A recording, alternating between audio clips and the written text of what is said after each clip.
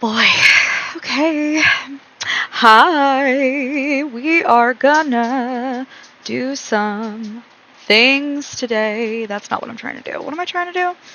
I'm trying to go here and here. Okay. Sorry, I apologize. I'm on my phone to look at chat because I'm going to make this full screen. Today we're going to watch and react to the new trailer for Zayn's third myth, Edge of Continuum. I know that the internet is crashing out a bit over, well, things that happen in this trailer, which is great and fun, but me being the nerd that I am, I am super into the lore. I want to talk about the lore. I want to get into all of the lore implications of this trailer because I think there are a shit ton, and I'm desperate to talk about them. So what we're gonna do first, I'm gonna play the trailer. I'm gonna try to play it once through in its entirety without interrupting. I will do my best. No promises. Just no promises. The one thing I wanted to do is give me 1 second.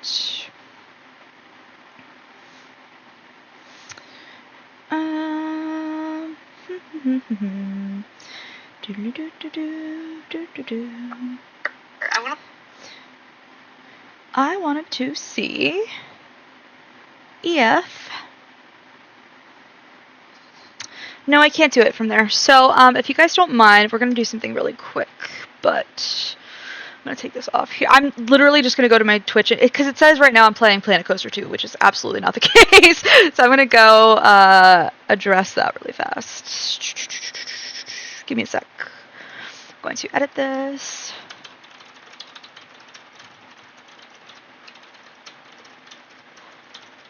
Okay. Talk about his lore. I might also do Caleb's 4-star card dropped, Catching Summer, I think it's called. It dropped today, so we might also do that after I'm done yapping, but I might yap for a very long time. It is really possible that I yap for a really long time. Just so everybody's aware. Okay. Okay, back. And we're back here, and... Alright. Okay. So, all 2 of my viewers, I think, we are going to check it out. You ready? I'm gonna read these. Is that cool? Alright. The everlasting goddess of Niava, who shatters the balance of fate and pours forth all power to shield the newborn world. Your injuries. This is your assistance. I won't interrupt them, because I know them. Another deity of Niava. I'll do it later. Your pleas and your desires. You sure have. To seek help from the gods, you should let the gods hear your supplications. You sure have. Your ritual won't end because you want it to. Between us, there is nothing but endless taking. Our names will be carved together. From now on, I shall ensure your every wish comes true. Obliteration ordained by fate cannot be defied. Heed the decree of 2 gods. What shouldn't exist? I promise that I care and I'm invested. I'm just trying to be quiet. They can't be hidden. This is where you shall perish. Struggling is a futile endeavor. Then I want you to stay by my side forever, starting from this moment. Follow the path of the golden Ainzu. Sorry. I'll do it later. Without an end, nothing new can arise. God who dares trespass upon the forbidden territory shall know the grievous price of exchanging the truth. My power has been nearly depleted. I should send you away from here now. Niava, by your side, you shall break free from this endless fate of destruction.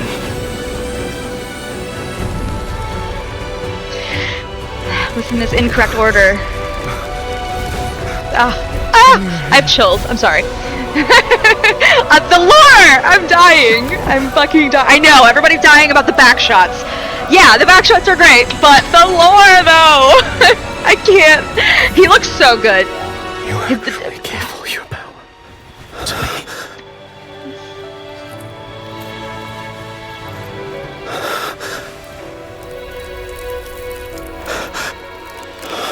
Don't leave me before Oh, this voice actor. stops. He slays. We know that already. For our reunion. Should love be carved into destiny, the deities shall walk among mortals. Understood. Feel this, and remember what I'm giving you. Just crazy work. Giving you the dick. Wow. Sorry. Fortunately, yes, we still have time to watch this sunset. I have so much to say about the lore and the writing in this game. It's disgusting. God of Annihilation series. Oh my god, the costuming looks amazing. They have outdone themselves. All of these third myths have been insane. The level of detail on the costuming, the animation, the world building, the set design, I mean, like, all of it has been absolutely insane. Like, the quality is ridiculous. We got the Claymore! He's got his bow, love that. See, obliteration is the mercy I grant. This is all significant in my brain, okay?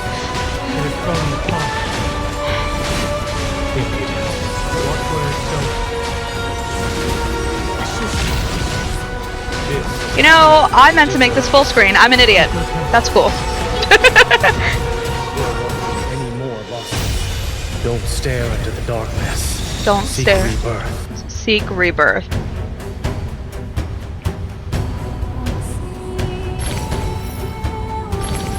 Working together through Niava. I like how these minigames are all like do. Meanwhile, the actual card is like lust, sex, fucking, and depression, devastation, horror. Like, sorry. No, not right now. Sorry, I have things to talk about. Okay.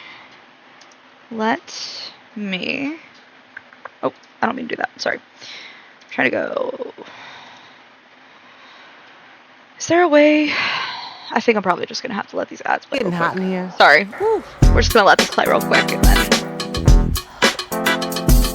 What is happening on YouTube? Okay. Oh wait, I didn't even. What is happening? I've lost control of my PC. Okay, it's fine. Okay, I have so much to say.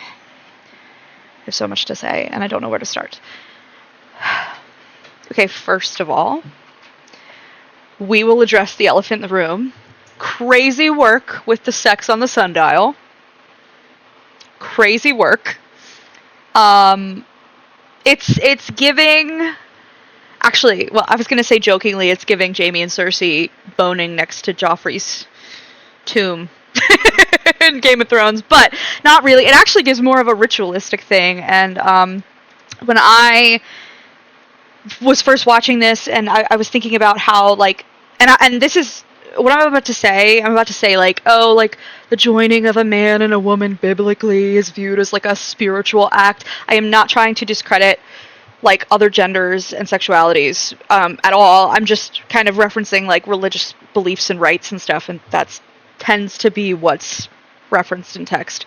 But I don't think it has to be exclusive to just a man and a woman. But there's this concept of, like, the joining sexually is like a joining of souls, and it's kind of a spiritual thing that, like, transcends you.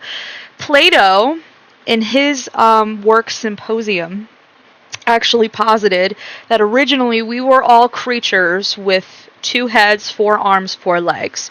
Zeus was so threatened by us that he split us all in half and separated us from our other half. This is where we get the sayings of looking for our other half, finding our twin flame, having a soulmate, because we were cleaved in 2 by Zeus and are eternally looking for our other half.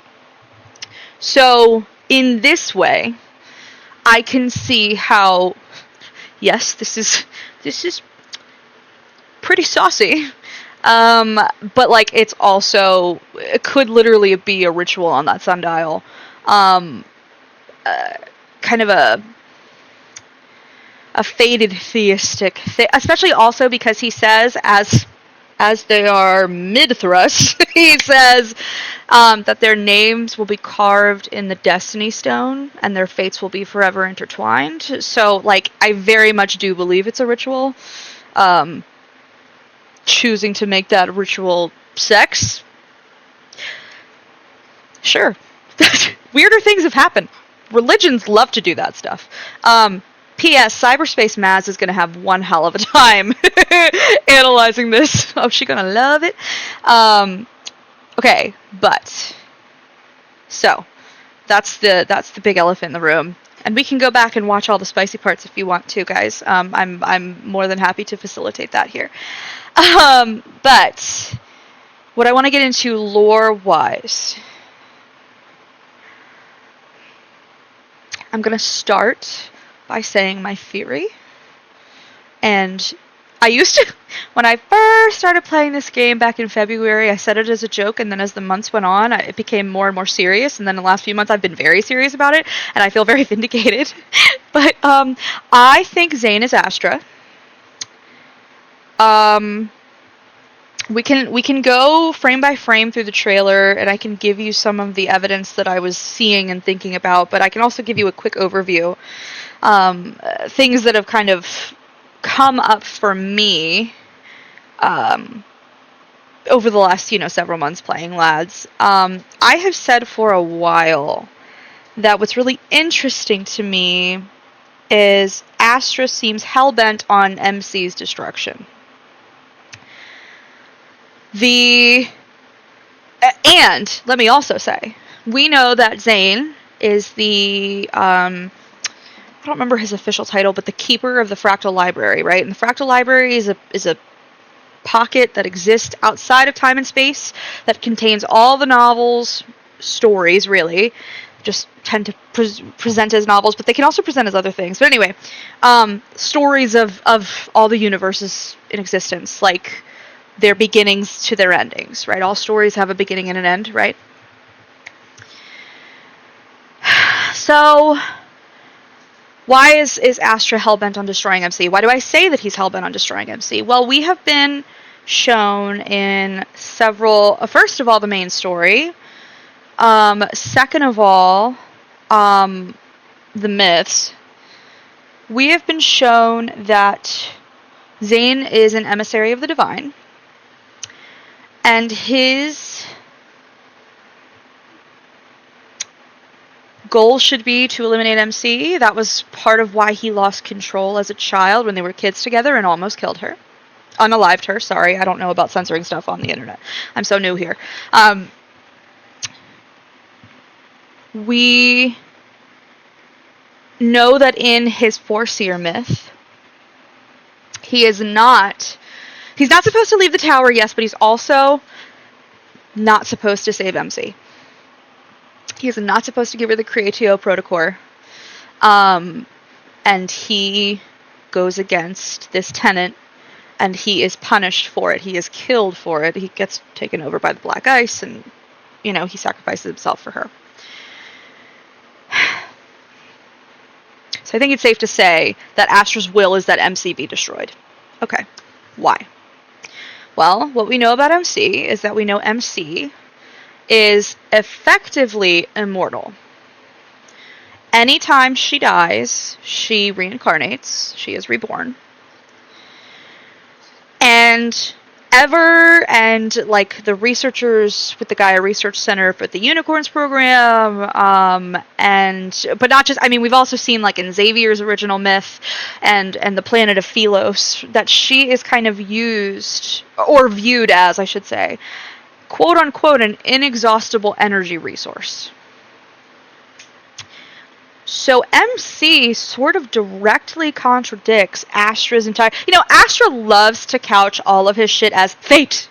This is fate. This is your fate. This is your fate. Because the book says it's fate. And really, really what I feel like Astra is sort of just this personification of the cycle of life and death. Really. Everything has a beginning, everything has an end. Things must end so that other things can begin. This is just the way of things, right? Now, we have seen Zane in his iterations go against Astra, yes. But we have also seen Zane personify these same ideals.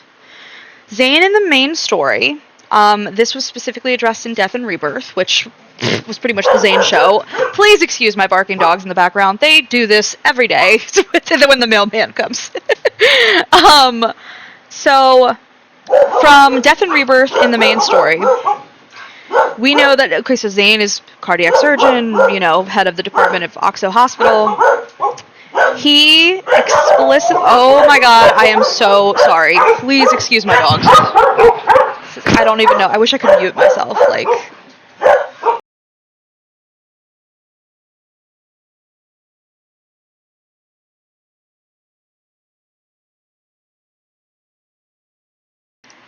Okay, I think I muted myself. If I didn't, you just heard me tell them to shut up.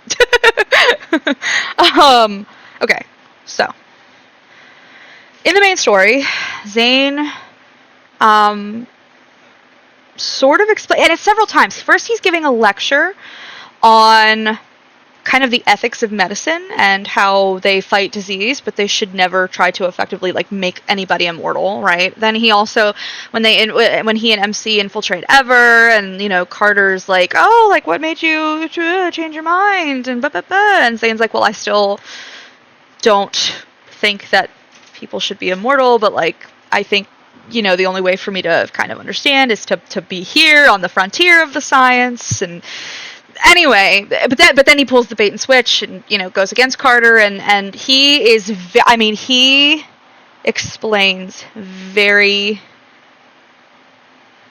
what's the word I'm looking for, passionately.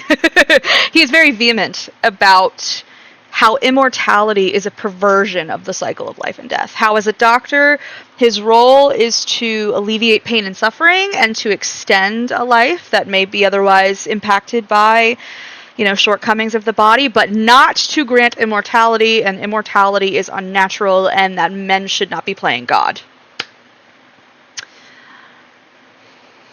So fascinating. So,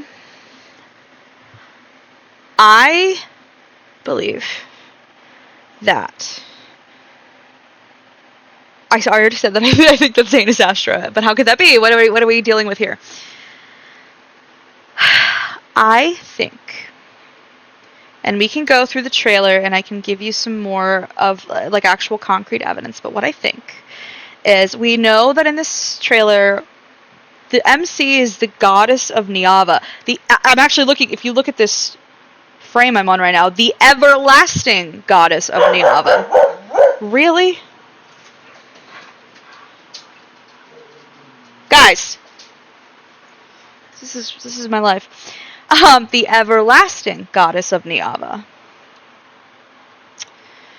Everlasting. And we know that he is the god of annihilation. I think he is obviously... I think we could view it either as he is the personification of the cycle of life and death, and then, MC is just sort of this kind of protector, mother type role, or she could very well be the personification of life, and he be the personification of death, and they're sort of a yin and yang, balance each other kind of a thing, right? And, you know, in Death's way, it is making way for life. It is necessary for life. So it is still sort of nourishing life, harnessing life.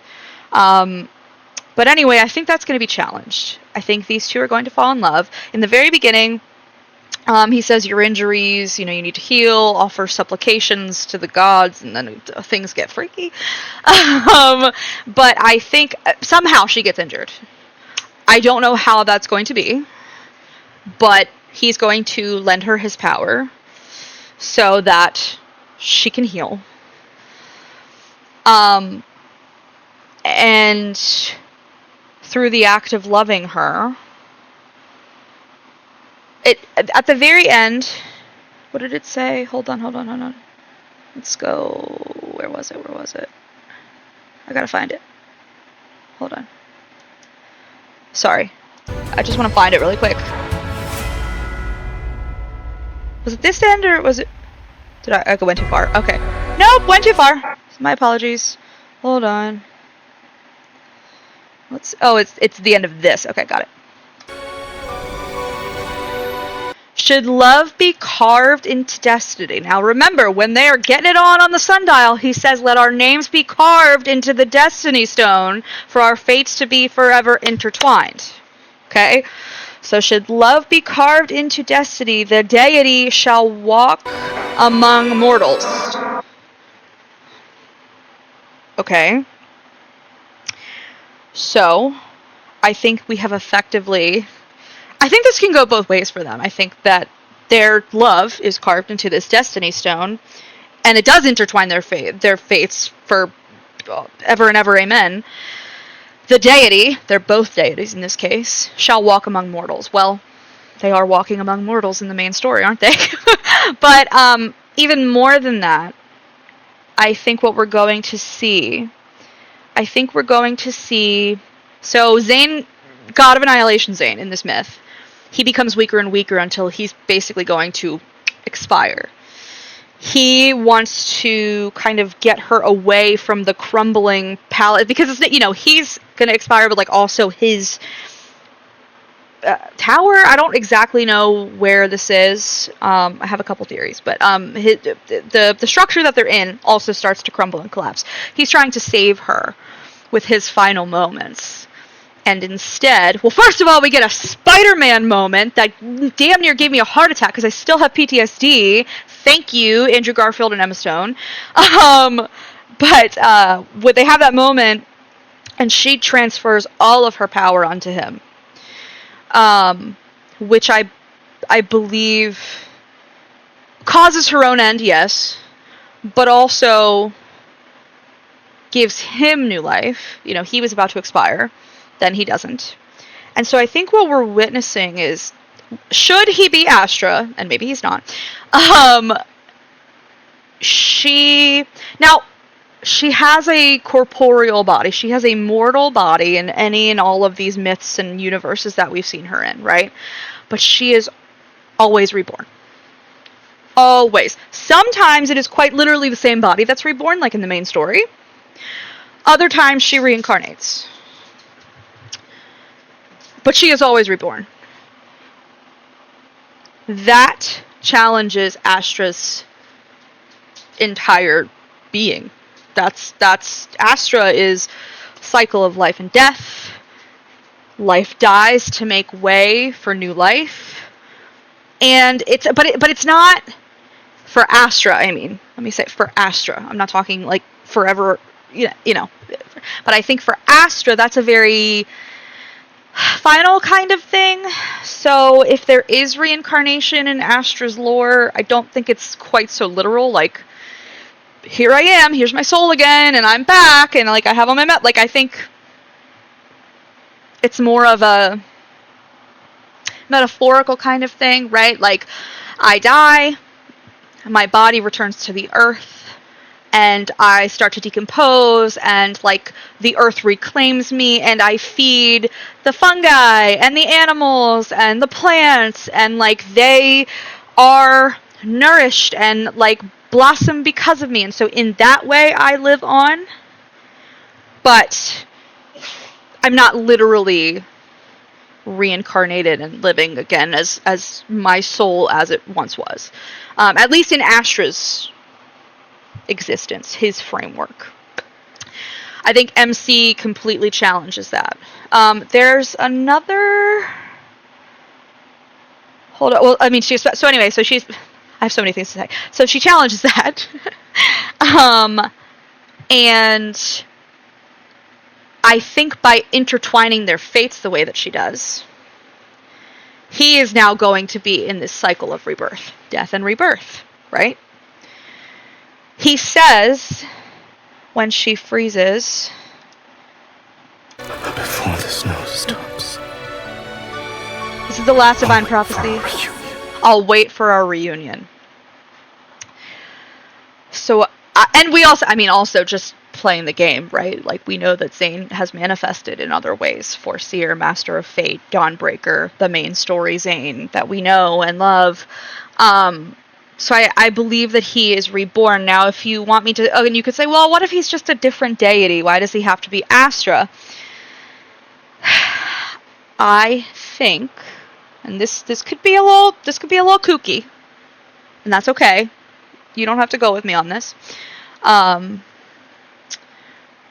think. Sorry, I just wanted to see. Oh, I had a notification, but whatever. I think that what we are going to see is, and this is not a one-to-one comparison, but it's the best one that I have right now. I think we're going to see a bit of a Fight Club situation. Let me explain. So, what made me think of this in the first place, months ago, was I was like, you know, Zane, like, whenever he defies fate, right? Like, it's usually the end of a world. Which, you know, if you think about it, the fractal library, each story of a universe, like, has to have an ending, right? Okay, so it would make sense that, like, every world ends in destruction. Fine. MC challenges that. Astra wants MC destroyed. Fine. But what I started... My dog was trying to get into the food bag. My apologies. But what made me think about... Ah! Nebula! Go lay down! She thinks she's slick. She is not slick. Anyway. Nebby, go lay down. Thank you. These dogs. Ooh. Alright, anyway, back to what I was saying. The only universe that MC is not in, that we know of, that we have been privy to, is Dawnbreaker's. Dawnbreaker doesn't have MC in his world. Nebula! Dawnbreaker only knows about MC because he dreams of Zane in the main timeline. And through his dreams of Zane's life... Gizmo, don't take after her. I have too many dogs, I apologize. Only through his dreams of witnessing Zane's life and seeing her through Zane's eyes does he start to also kind of fall in love with this idea of her. I think he also is just sort of in love with this life that Zane has, because Dawnbreaker's existence is miserable. Dawnbreaker's existence is this post-apocalyptic wasteland.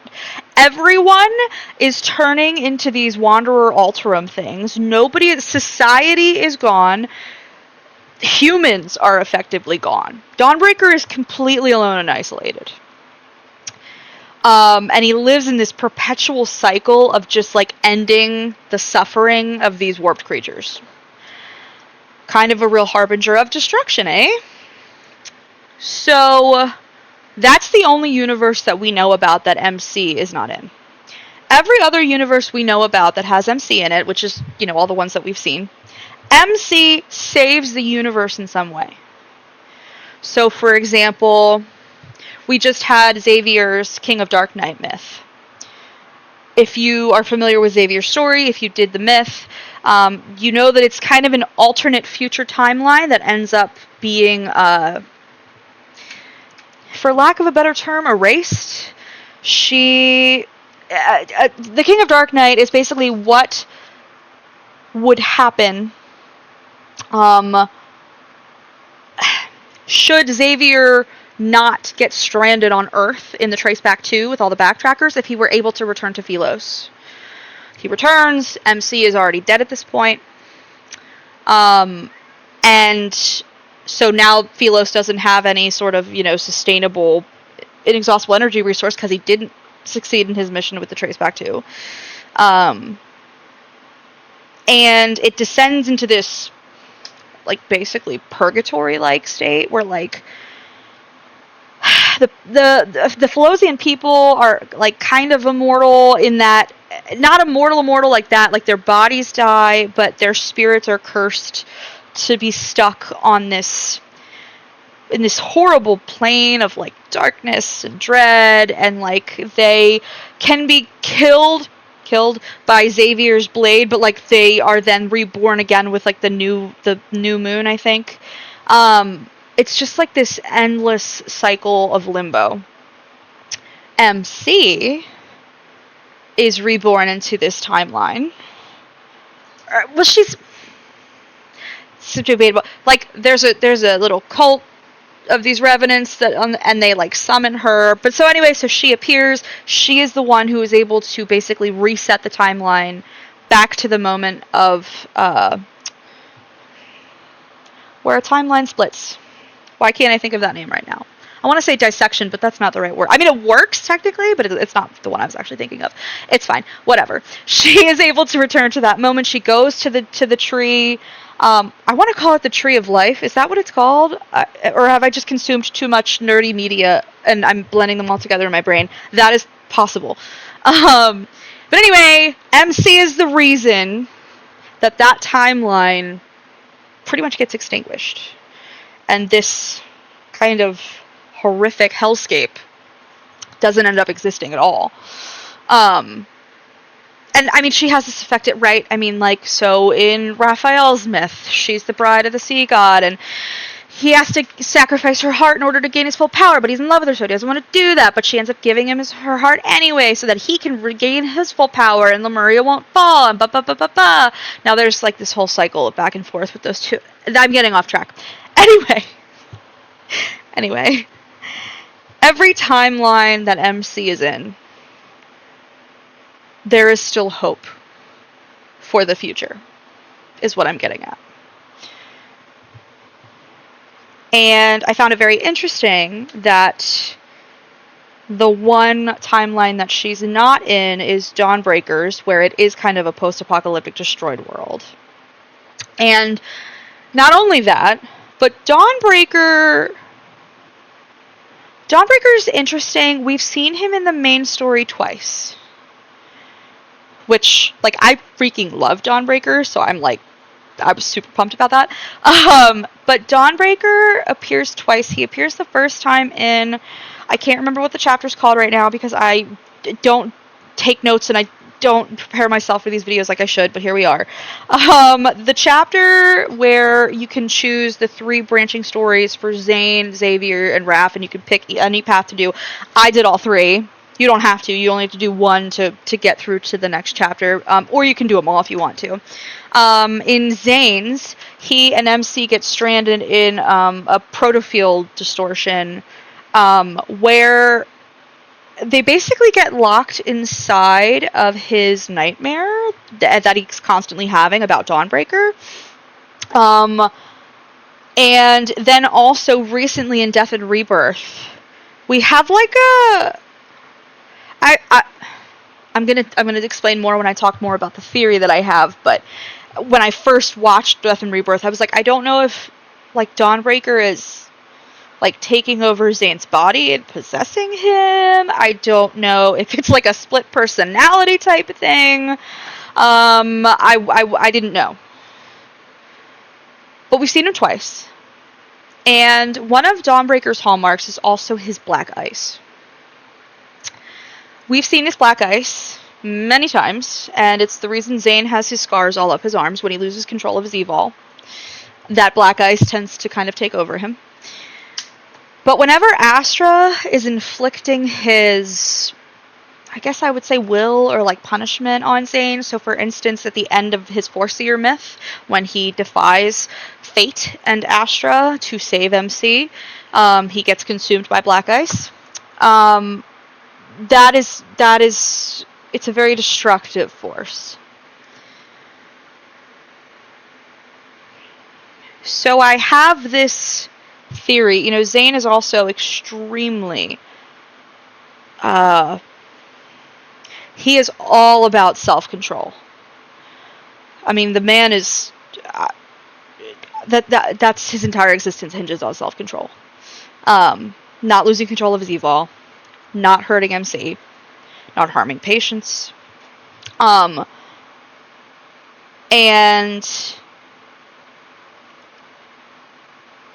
I think it would be fitting for a character who is so unhealthily obsessed with maintaining control, being in control, for that character to also be self-flagellating in the event that he fails. And by that I mean punishing himself, right?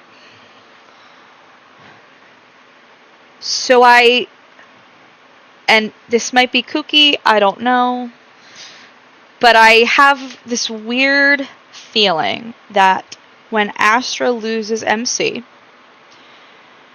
he becomes Dawnbreaker. Now, I'm not going to sit here and say he is literally the same person for hundreds or thousands of years from... I don't specifically know that.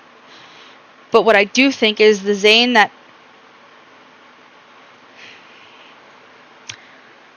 The Zane that lost MC becomes a version of himself that I think erases her memory as a form of protection, right? Like repression, but is also constantly punishing himself. He is constantly consumed by that black ice. He is doomed to a life of complete isolation and desolation, and he has like given himself this role of this angel of death that's just going from twisted wanderer to twisted wanderer and ending their existence, but like kind of living in a sort of limbo himself. And I think it's a fragmented part of Astra, or Zane, or whatever we want to say.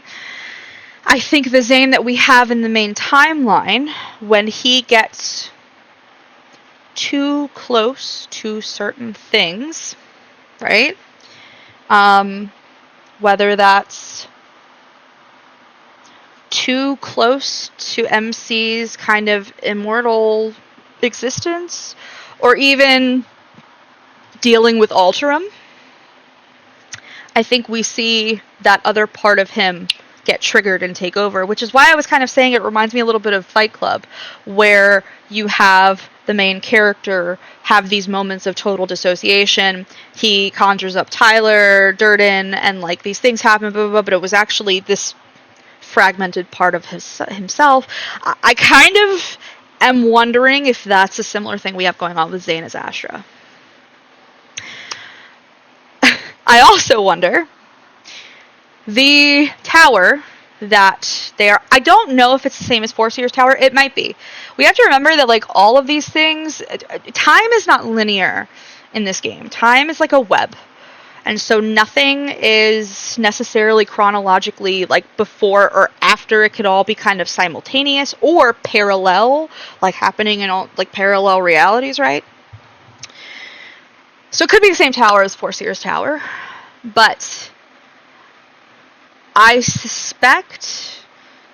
wonder if that tower that crumbles and then MC sacrifices herself for Zane and freezes over, and then kind of the whole landscape sort of like freezes over. I wonder if that becomes Mount Eternal. We were also presented with 2 pictures of Zane, and I really wish I could remember where they were from. I don't remember if they were from trailers or like main story moments in the game, But there's one of Zane, presumably in the Arctic because he's standing next to a glacier, and he's like using his evol on it. And then like the next panel is the face of the ice, and you can like kind of see a shadow of something underneath, and then there's text at the bottom that says like other life exists in the Arctic. And I'm a little bit curious if like that's where MC was left when she made this sacrifice. And that also makes me wonder if MC is the heart of the Arctic, which if you played Zane's birthday event, would be his second birthday event, so his latest birthday event, which was like not even a month ago, like a couple weeks ago. It ended, I remember, I played it, it was such a delightful card, and then the whole end of the card happened, and I was like, this is horrifically ominous, and I feel like every single moment and little iota, every pixel is foreshadowing. But he takes her to this ship graveyard, up in like the northest point of the Arctic, where like all of these sailors got stranded in their ships, and so they died. And it became the heart of the Arctic. And it's like also where they watch the sunset on the horizon before a polar night starts. And also feels significant when in this memory, or this myth I should say, he says we can watch the sunset together, like one last sunset together. That horizon shot with the sunset looks identical to what we saw in the Heart of the Arctic ending of his birthday card. So I wonder if this isn't the same place, albeit maybe in different realities or different time, maybe separated by thousands of years. But everything feels very significant. So I want to go through and read some of these lines really quick and just see if I can make a little bit more of a case for ZAYNE'S Astra. Because I don't think I did a great job making a case for this. Wait, can we quality, can we do like, okay, so much better. Alright, the everlasting goddess of Niava, who shatters the balance of fate. What did I just talk about? How she shatters the cycle of death and rebirth by her being immortal, and pours forth all power to shield the newborn world. Again, talking about how they refer to MC as having the energy of a planet. Ever has said that about her. Josephine said that about her with her observations in the Gaia Research Center. The Philosians said that about her when they wanted to use her as just a repeated sacrifice to Philos over and over to just make the planet live forever. So, okay. Your injuries. This is your resistance against me. That's also another very interesting line. Your injuries, ... This is your resistance against me? What does that mean? I mean, we could interpret that a million ways. I mean, if she's an everlasting goddess, why and how is she injured in the first place? Maybe she is supposed to be his opposite. Maybe she is the personification of life and he is the personification of death. You know, I haven't even talked about this, but he seems to be, in this myth, heavily based in Egyptian mythology. I mean, we can pause and look at his costuming and like all of the iconography that he has going on between like hawks and suns and like serpents in his hair. Like, I mean, just like a lot. But so in Egyptian lore, when you die, your heart is weighed by Anubis to see if you are good or bad and where you will go in the afterlife. If your heart is lighter than a feather, you are good and you will go, you know, on to a good afterlife. And but anyway,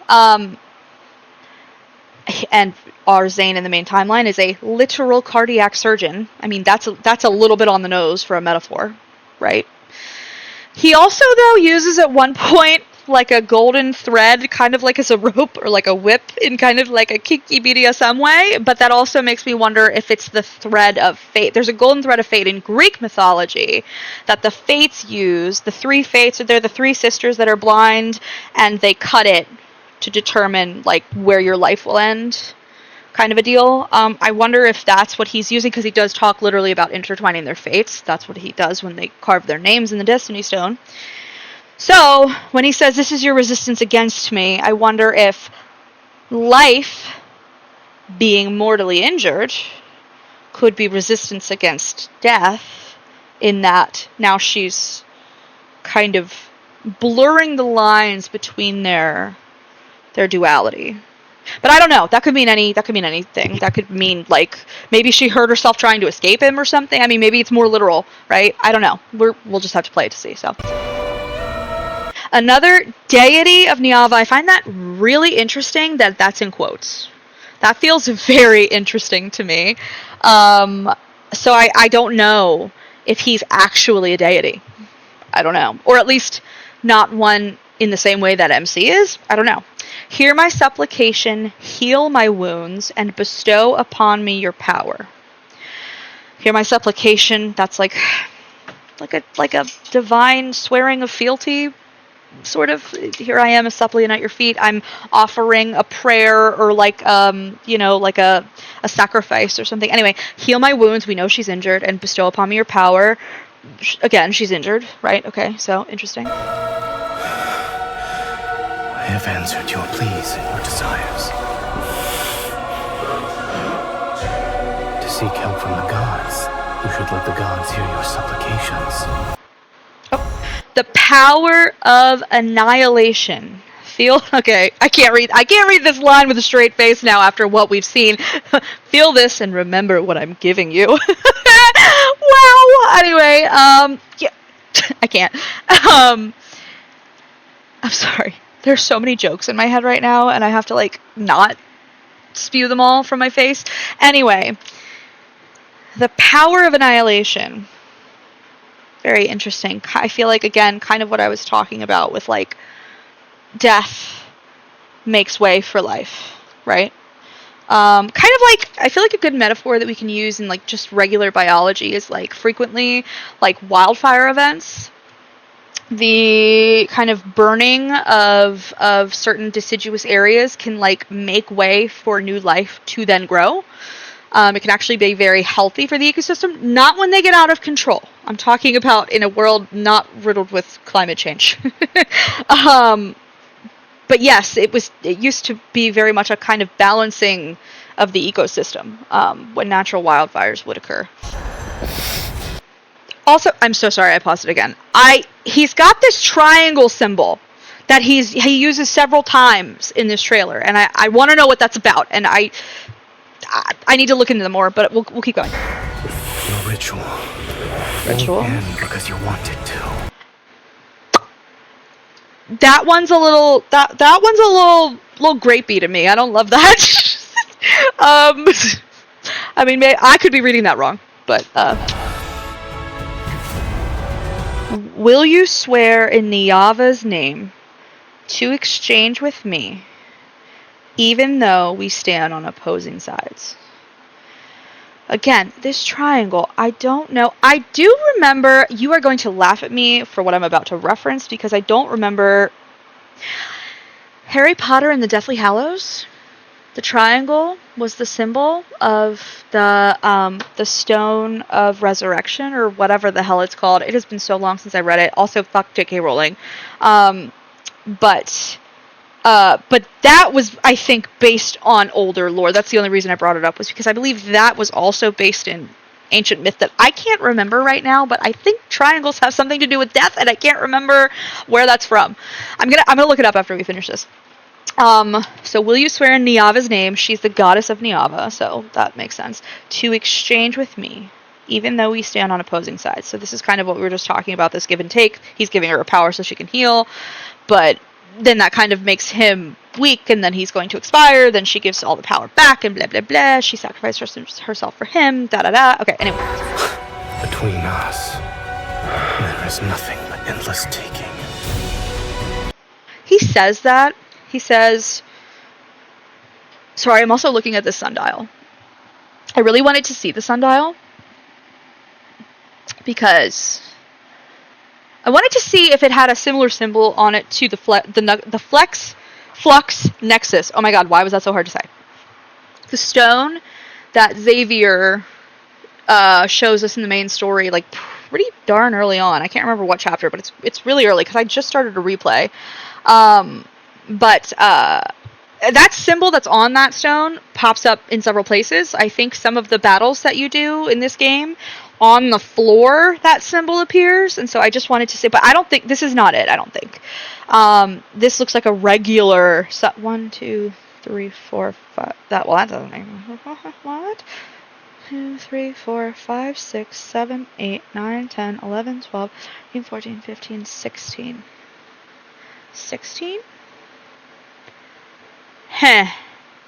I don't know. I'm also intrigued by the flower petals. Everything is significant in this game, I'm telling you. Okay, upon the Destiny Stone, name is carved. From this moment forth, our fates shall never part. This is what I was talking about with the intertwining of their fates. And why Zane might also be in this cycle of rebirth like MC. Our names will be carved together. Sorry. Sorry to interrupt the moment. From now on, I shall ensure your every wish comes true. Obliterate. He was a pyramid. It was a pyramid that he manifested in his hand, which is very Egyptian, right? So, like, of course. And, like, even here, look at the imagery, look at the hawks soaring and the sun. That's, like, all raw and stuff. So I'm so interested in all of the Egyptian mythology here. I wish I knew it better. I really want to go read about it, because I don't feel like I'm in a position to talk more about it. Ordained by fate. Cannot be defied. Heed the decree of two gods. What shouldn't exist? See, he just said, we decree of two, I think I heard him right, we decree of two gods, so they are both deities, which, by the way, really quickly, I also just want to say I clocked this, and so did Angel of Angel's Corner, because she is smart as fucking shit. You should go watch her. She does all these lore dives into the game. Way back, Silas had a card called Lost Oasis, which is him in the desert with MC. It's really easy to get distracted by how freaking hot he is, because he's, like, shirtless and showering and bubbly and sudsy and, like, picks up MC, and it's like, bleh, I can't make words anymore. But in that card, he talks about how in this part of the desert there were 7 gods who like took care of the people, but then the people stopped praying to them and turned against them because they felt the gods had gotten, like, kind of, for lack of a better word, like, fat off their greed and, like, kind of complacent and, like, not really serving them. So the people stopped worshiping them and then eventually, like, overthrew them. And I have said, and Angel has also said, my theory is that those 7 gods are the 5 love interests, MC, and if we get a 6th love interest. Now, I used to waffle between, well, could it be a 6th love interest or Astra? But now, seeing this trailer, I think Zane is Astra, so I'm more inclined to think it's a 6th love interest. But I do think they are all divine beings. 100%. We already know that Raph is the god of Lemuria, the sea god. We already know that. Xavier's a little bit different, being kind of this Philosian neutron star, but I don't think that puts him out of the running for being a divine being. Silas and Caleb were still learning. We haven't gotten their 3rd mitts yet, so I'm not even going to try. MC, we know, is pretty much the cosmos we learned in Death and Rebirth, so, like, that's... Anyway, I think they're all divine beings. So, this is affirming of that. But he said, we decree of 2 gods, one who should not exist, I think he said.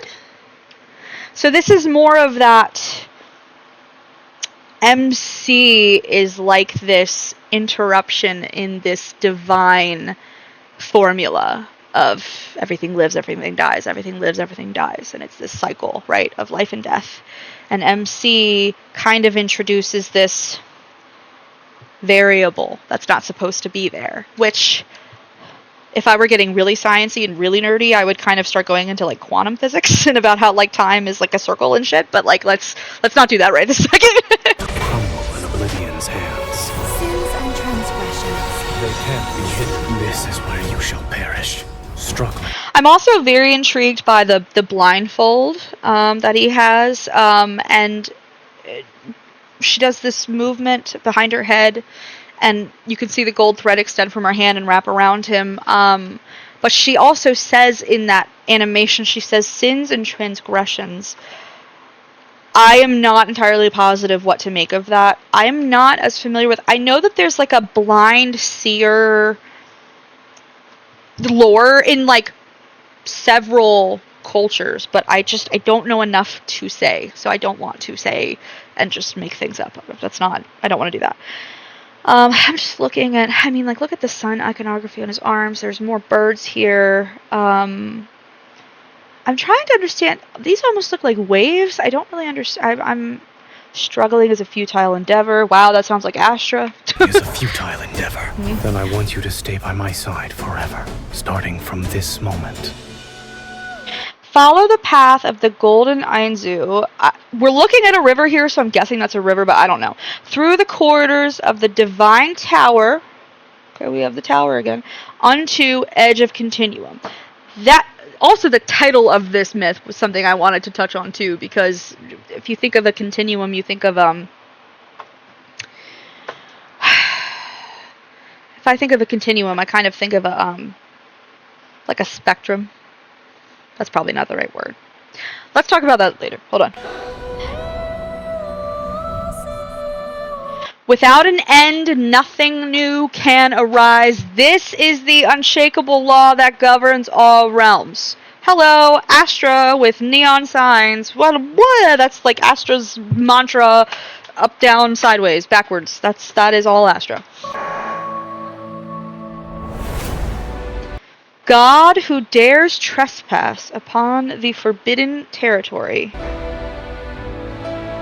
shall know the grievous price of exchanging for truth. I wonder if he's trespassing. It doesn't say goddess who dares trespass upon the forbidden territory. It says God. Now, I could be just reading into that too much. I don't know. But it does make me curious if it's talking about him. Shall know the grievous price of exchanging for truth. Grievous price of exchanging for truth. We know that he's exchanged with her. We know it's grievous. I don't know. We know that Zayne is kind of an arbiter of truth. We know that already. We know all of these things already. And I don't know if the grievous price is his own immortality or losing her. Or both. Let's keep going. My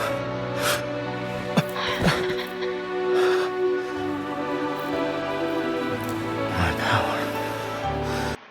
Sorry, I was actually trying to look at her ring, but he's covering it up now, which I just want to say, this goes so fucking hard. I'm so goddamn obsessed with it. I want this for myself. It is so cool. I'm obsessed with this skeletal hand ornamentation thing. That is the coolest thing I've ever seen in my life. Okay, anyway. It's been nearly depleted. Hundreds of thousands of calculations, the lone chance of life within all failures. Now that also just reminds me of kind of the accident and the miracle of life in general. Like what all star matter and like laws of the universe had to all be in exactly the right place and formation for life to occur, right? That's what that makes me think of, but like, you know. I should. Oh, a snowflake. Very Zayne. Send you away from here now.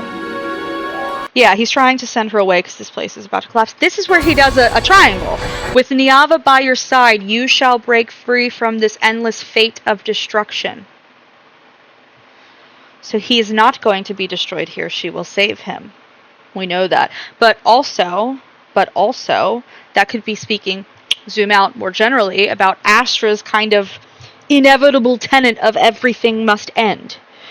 Right? And MC offers more of this chance for rebirth, recycle, not just complete annihilation, God of annihilation, but complete kind of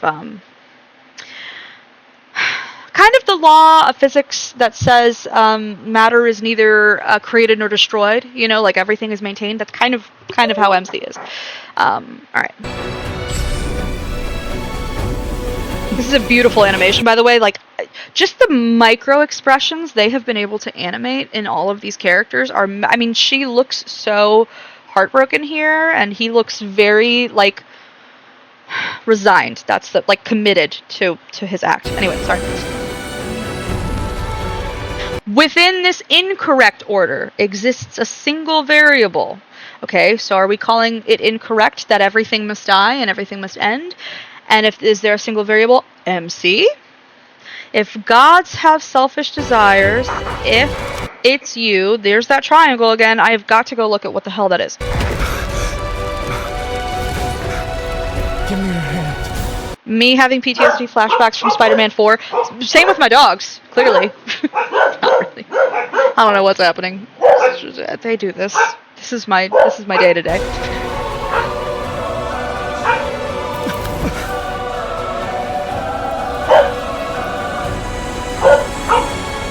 I am willing to exchange principles for endless vitality, and for the next encounter woven into our intersecting destinies. I found this line, I'm have goosebumps reading it.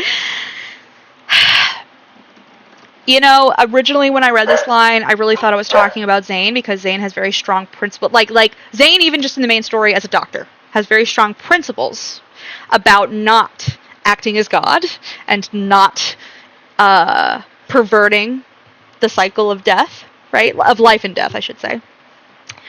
And then I'm willing to exchange principles for endless vitality, so he's willing to exchange those principles for immortality, for the next encounter woven into our intersecting destinies. He's willing to forgo his entire worldview, the entire framework he built the universe on, so that he can meet MC again. But I think you could also maybe read it from her perspective. I think you could also... That is some bark. I can feel it in my teeth. Thank you. Gizmo! Gizmo! Hey! That's enough. Thank you. I'm willing to exchange principles for endless vitality. Is she willing to exchange her own principles? Is she willing to exchange his principles? And there, obviously, the next line applies to them both easily, right? Let me see. Nebula, go lay down. Girl, you better not go for that food bag, I swear. I swear. This sun symbol is what's in the middle of that triangle that we keep seeing, and I have so many questions. Okay. I gave all your power to me.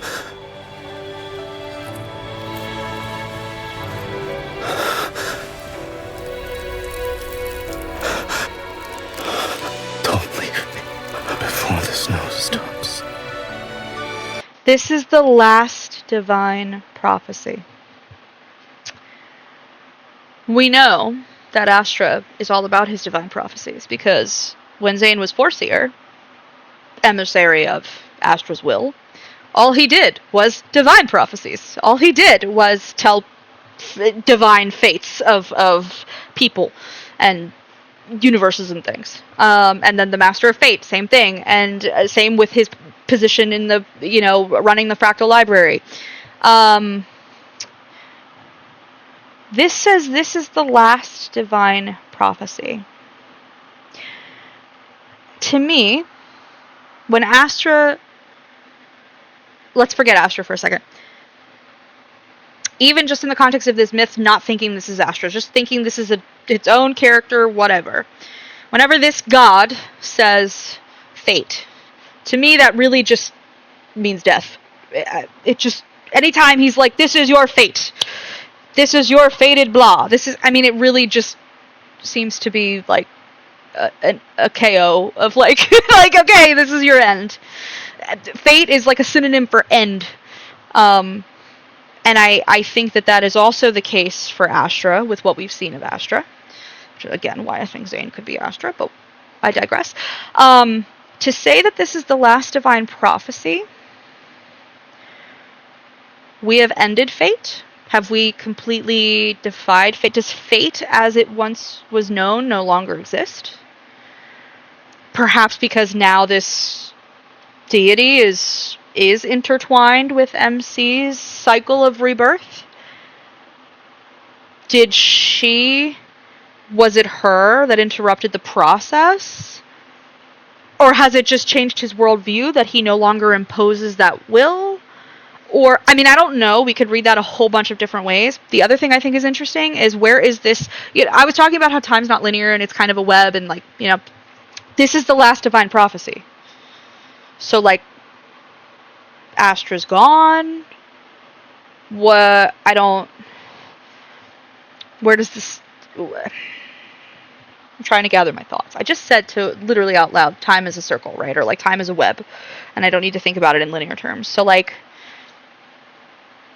but I do wonder if this is kind of the death of, not the death, the splintering. Let me say that, the splintering of Astra.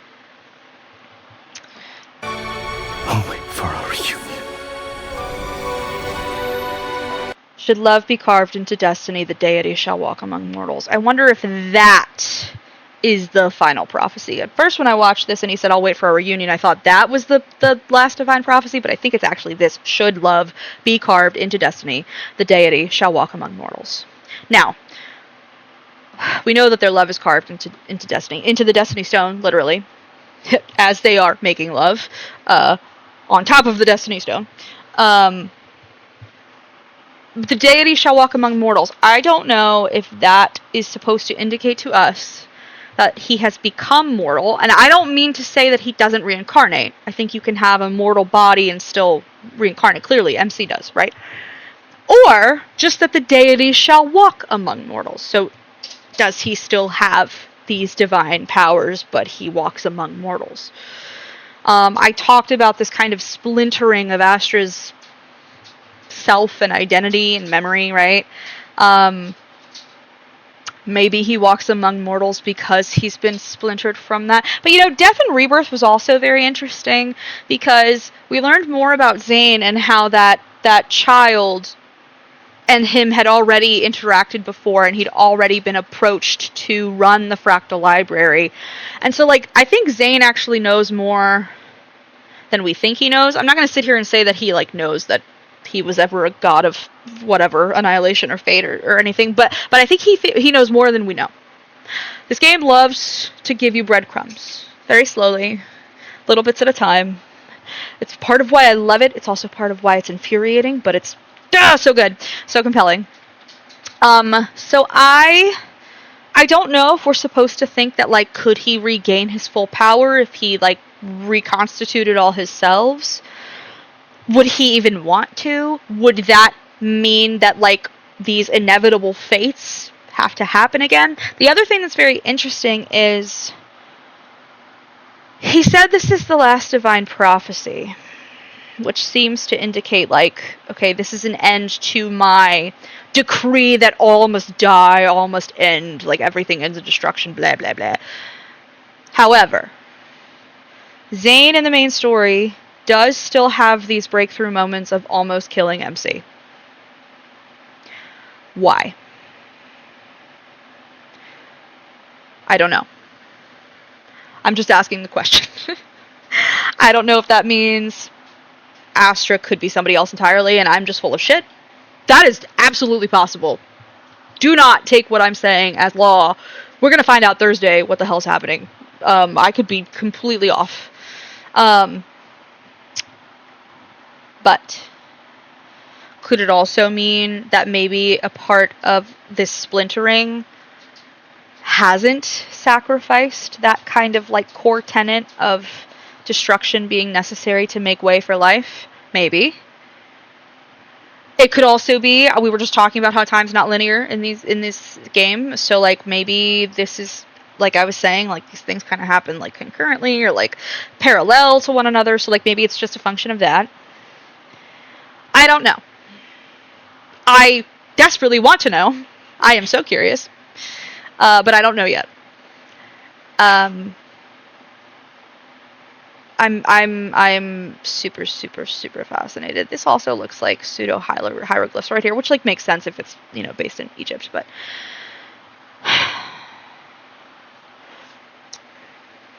sorry, I'm looking at, there are two little red diamond gems, edge of continuum. I don't know if those are significant, but they look like MC's earrings. I think they were her earrings.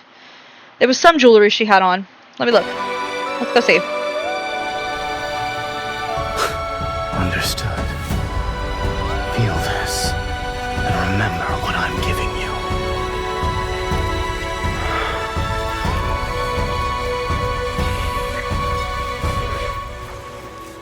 You know, I just got... Oh, wait!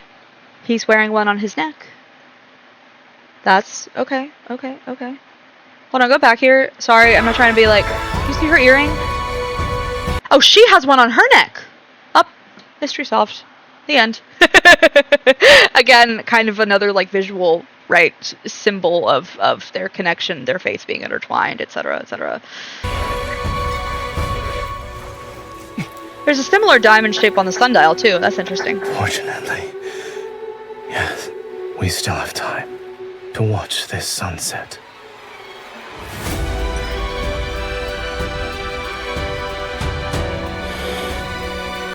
It's also very interesting.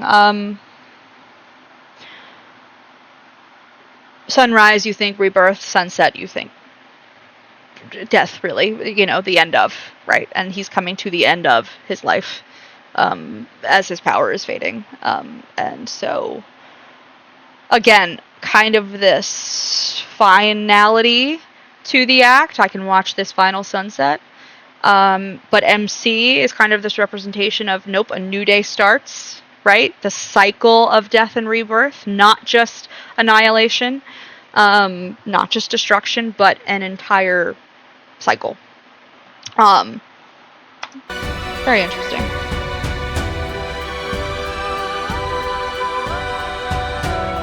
I just want to say also, they did such a great job animating the long hair. I'm so, like, I'm shooketh with the long hair on these men.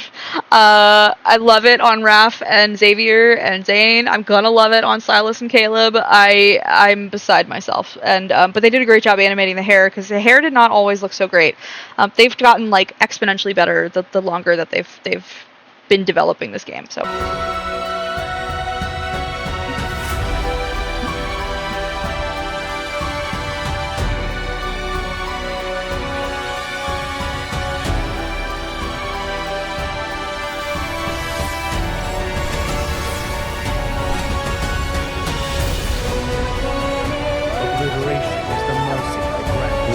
Divine retribution.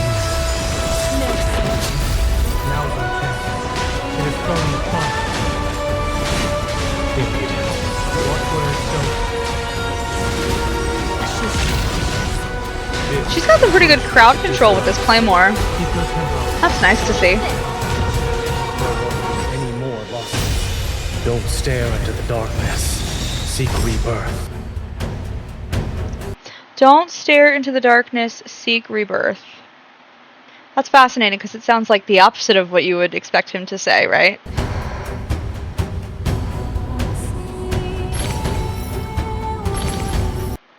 It's cold. Thank you for sharing half of your camel cloak with me. Yes. Wow, I brought one from the Divine Tower. We can compare them. Okay, so wherever they are is called the Divine Tower. That's good to know. I don't know if it's the same as the Four Seers Tower. I'm going to guess probably. I do still wonder if it will become Mount Eternal, though. Maybe Mount Eternal is secretly a pyramid, and it froze over, and is encased in ice. I don't know. I have lots of questions. Why does that say... Is that just a timer? 15 seconds? Okay, sorry. Ignore me. Alright, well... Yeah, so many thoughts, so many questions. We're going to find out on Thursday. I will be pulling. I will be R1ing. I can't justify doing more than R1ing, but I will R1.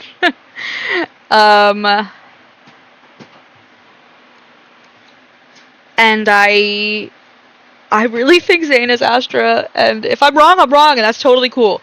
But I just feel, God, watching this trailer over and over, and, like, reading all of those little lines of, like, religious text and, like, prophecy, and, like, I just, it feels inevitable. That all being said, oh, there was one thing actually. Triangle symbol death.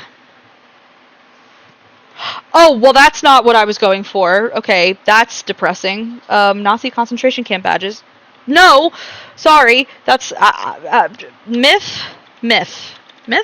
mythology.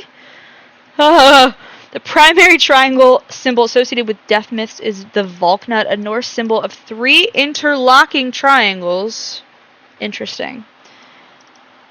Okay, well, let's not. Okay, I don't. We keep bringing up the Holocaust, and I'm a Jew, so like, I'm not denying it. I just, that was not what I was going for at all. Okay, so there's the Valknut. I wonder also. Let's forget death for a second. Symbol Egypt myth. In ancient Egyptian myth, an equilateral triangle can represent the Osirian triad of Osiris, Isis, and Horus. The symbol for giving or offering, which has a triangle shape, represents the act of giving gifts and is often seen with the Ankh, symbolizing giving life. However, the popular depiction of the Eye of Horus within a triangle is a 20th century esoteric or occult development. Okay, so this. Oh, wait, that was the Deathly Hallows symbol. Sorry, not that. I was trying to see. No, what did I see? I swear to God, I just saw. Yeah, Eye of Horus within. No, not that. I was looking for an Let's try Osirian. If only there was a PC version. I know! I'm using an emulator to play. Also, hi, welcome in. I use an emulator. I use Mew Mew Player. I don't even have it open right now. I just had the trailer open for Zane's New Myth. That's what I was doing, was reacting to that. Hi! But yeah, no, I wish, I really want them to release a PC version. It is such a huge game at this point, and with every update that we get, it's more and more gigabytes. Like, it feels like criminal that it's not on PC yet. I make do with the Mew Mew Player on PC for like streaming and stuff, but I still really prefer to do it on my phone. Like, it just feels better. Combat is way easier. Oh, well, thank you for being here. Thank you so much, Rabadon Beach. I hope I said your name right. I'm sorry. I just wanted to see an Osirian triad. Is that even... Or is it just saying the triad is the 3 of them, but it's represented by an equilateral triangle? I was very curious about the iconography of the triangle that I keep seeing in this trailer. And Zane, like, literally does one with his fingers when he's going to send MC, away from the crumbling tower. So I was just curious kind of what that triangle symbology could be referring to in myth. I'm so into the lore. It's really... How long have I even been talking? Like 2 hours almost? I'm expecting somebody to use one of those like hooks that you see like to drag somebody off stage, like the shepherd's hook. Yeah, just drag me off. It's cool. I don't need to talk anymore. I'm just all the comments are about the backshots. It's so funny.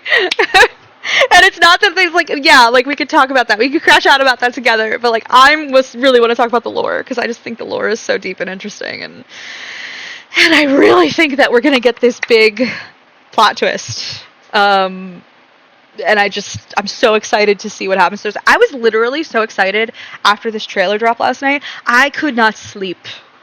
I worked today on like 2 hours of sleep.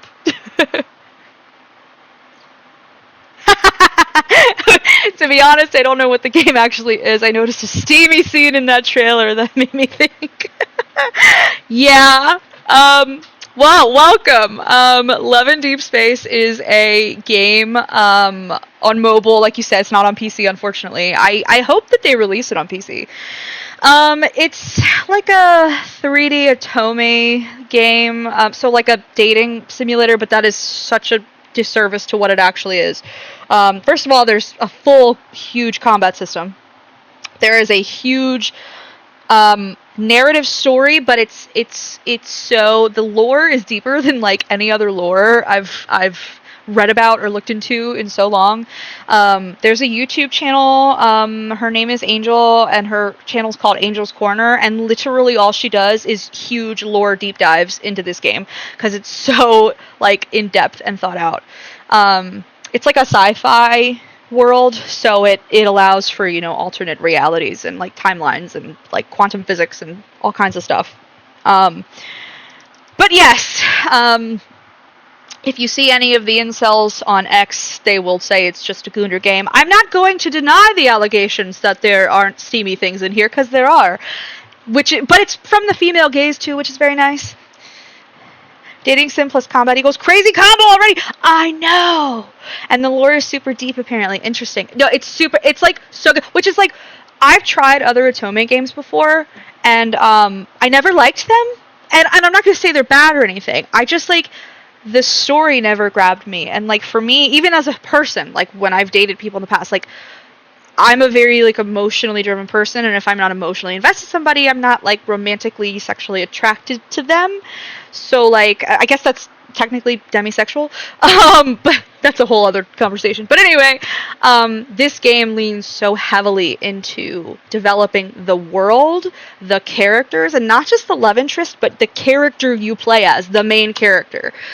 She is so interesting. She has so much agency. She has a real personality. She's not just a blank slate or a Mary Sue, or you know, she's I'm in love with good writing too, Rabadon. I actually just got my master's in writing earlier this year. So this is like how I found this game and like fell in love with it. And I was like, wait, actually this is amazing. I was like, hold on.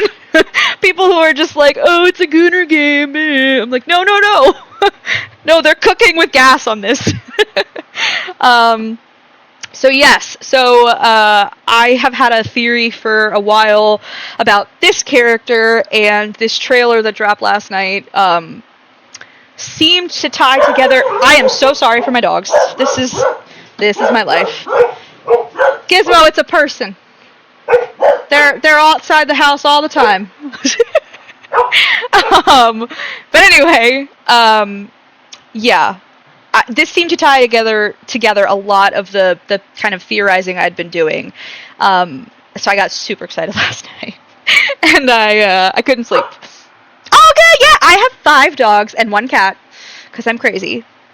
I love them dearly. You're just silly, aren't you? You're all just so silly. Oh, hello. Hi, Nebula. Hello. Do you have any pets, Rabadon? I know, I'm crazy. I work in veterinary medicine, so they all kind of happened by accident. I'm going to say by accident. It's not like totally accident, but like I didn't go out looking to like adopt them or like go to a store or a breeder. Like they were strays. I used to live in this really rural part of Texas. It's where I went to school, and pet overpopulation was like the worst I'd ever seen there. They would literally, I mean, dogs and cats and kittens and puppies would just be wandering everywhere, because people wouldn't spay and neuter, and so they all just kind of... Nebula? I know exactly what you're doing. Get over here. Don't you try and get in that food bag. You know better. Thank you, ma'am. But yeah, no, so they were just everywhere, and they all managed to find me, and here we are. Can't have pets right now in this apartment. I used to have cats, though. I totally get it. That's a responsible thing, too. I think it's better to not put yourself in a situation where, like, oh, I can't have pets in this apartment, but I'm going to have one anyway. Like, then you put yourself and your pet at risk if you get discovered or anything like that. Like, I totally understand. But I'm sure you will again at some point. But you used to have cats. How many cats did you have? What kind of cats did you have? What were their names? I always want to know animals' names. That's, like, my favorite thing. It's just finding their names. It's like the source of their soul and their power and their energy. Hey, Gizmo! Gizmo! Get over here! Get over here. Yeah, I know what you're doing. You're both messing with that food bag. I'm gonna have to... They were all called Lucky.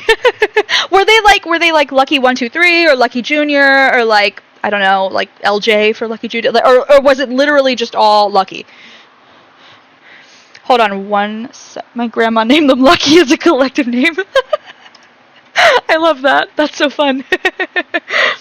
Give me 1 second here. I'm gonna go off camera for just a second if I can figure out how. I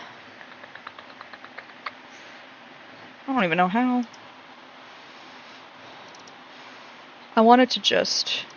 Ah, there we go. 6 of them coming at once. Hold on, I'm coming right back. I just gotta go get this food bag that my dogs are messing with.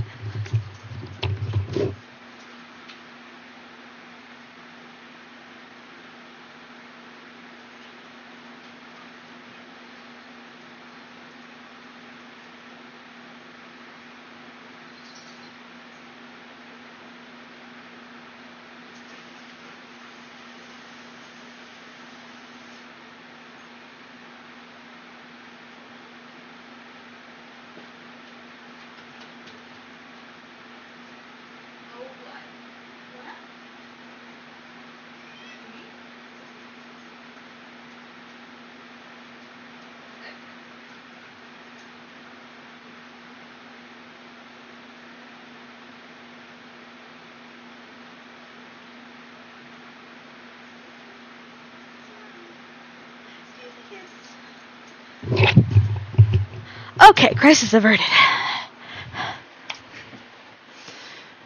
Let's see.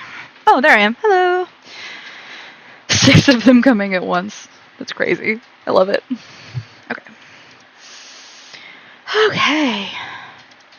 Where am I going? I'm back here. I don't know how many times I've watched this trailer.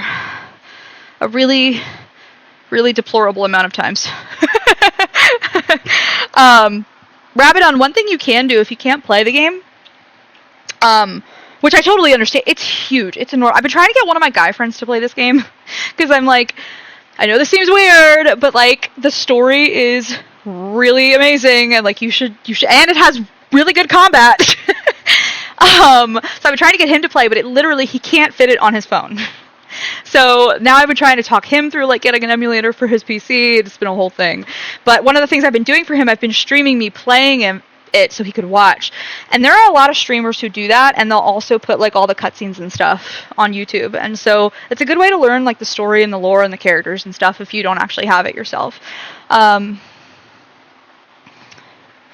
I have a cat too. Yes, her name is Monster, and she is the queen of the house. Actually, she really thinks she's a dog, if I'm being honest. She loves belly rubs. She comes when you call her name. She plays with tennis balls. She loves the dogs. These are her dogs, and she adores them. She hates other cats, so she doesn't know that she has one, really. You just need to install an emulator, right? You don't like playing on the phone. Totally get it. Yes, you can install... I'll show you. Mew. I use this guy. It's called Mew Player. Wait, I don't know if you can see that. Hold on. OBS, I'm still learning OBS Studio. Hold on. Wait, okay, I've got it here. So I can, instead of opening it on my thing, Mew Player. It's called Mew Player. I guess there's another one that people use called BlueStack, I think, but I've read that like that doesn't play this game well at all. Like it doesn't work. But Mew Player plays it like great. I do great. That's how I stream it. And it's super easy to use. It was really easy to install on my PC. And then I can give you, if you want, I don't have to like do a whole play. I don't want to bore you with like doing the whole game, but I will show you really quick. Sorry, I'm still learning OBS Studio because I'm a newbie streamer, but let me really fast game capture. Hold on, not that. I'll get there eventually. Yep.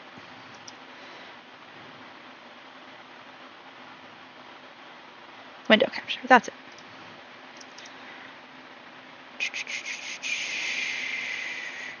Android device. And this. Okay, hold on. OBS Studio. Where are you? And there it is. Okay. Sorry, like I said, I am still learning this. Yep. Bye-bye.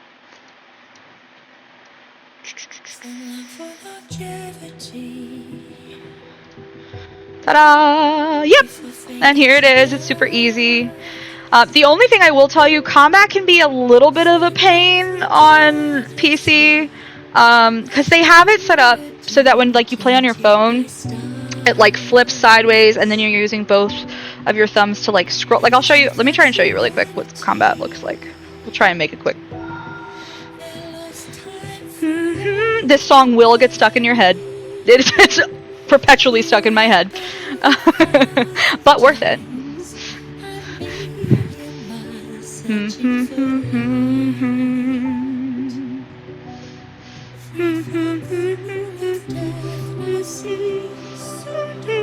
I know, it's my screen is horrific. I'm so sorry. That's definitely my display. It's I think it'll probably look much better on yours. I am just horrible at this. Okay, so let me go really quick here to battle. Let me give you an idea of, just go to open orbit really quick. Oh, I'm gonna get my butt handed to me. That's okay. Oh well. See, so it flips to like a landscape mode, like automatically for combat. And so like if I had this on my phone, I'd be using like both thumbs to like, you use one for movement. Oh, good. I'm so okay. Good. I was gonna say my definition on my computer is like not great. So usually when I play on PC, I set it up for auto battling so that I don't have to do any of the controls. You can do it manually. I shall be the judge. It's just easier. But so yeah, you move like with ASD, W, you know, blah blah blah, and then you use these Everlasting night. for your skills, which like obviously like that's the dodge button. It's a little bit smoother if you're using your thumb like on your phone, but you can definitely do it. It's just not as intuitive. I haven't actually looked to see if you can like map to other keys. For sinners. There shall be no mercy.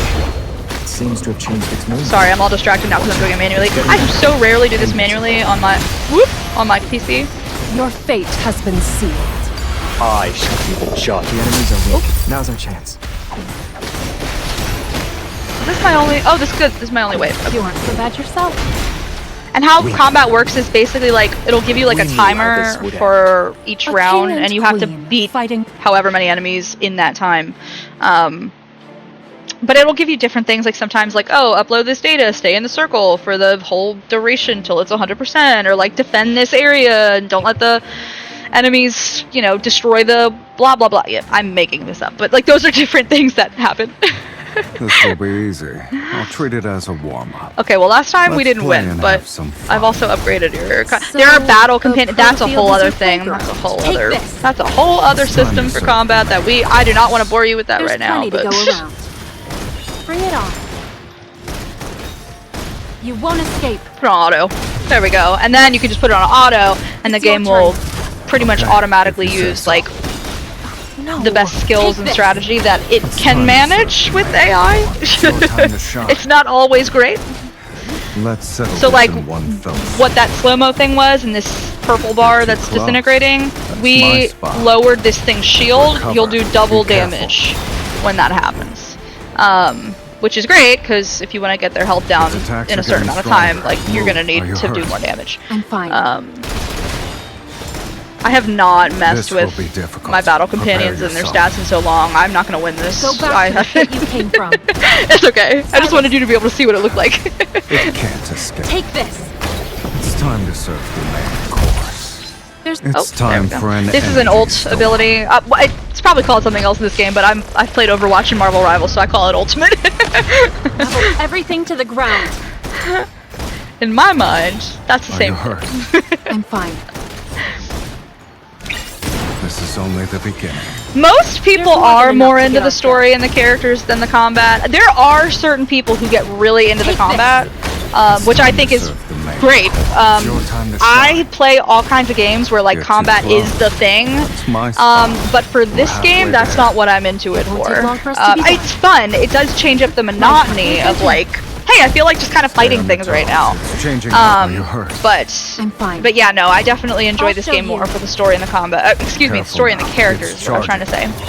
The lore is just so interesting. Take this. It's time to serve. Yeah, I'm constant. There's plenty to you go learn around. new lore, and that introduces like 20 million more questions, and it's just they're ever expanding the universe, which is like I love. Oh, yep, we lost. Yep, that's okay. Haven't messed with. No, it's okay.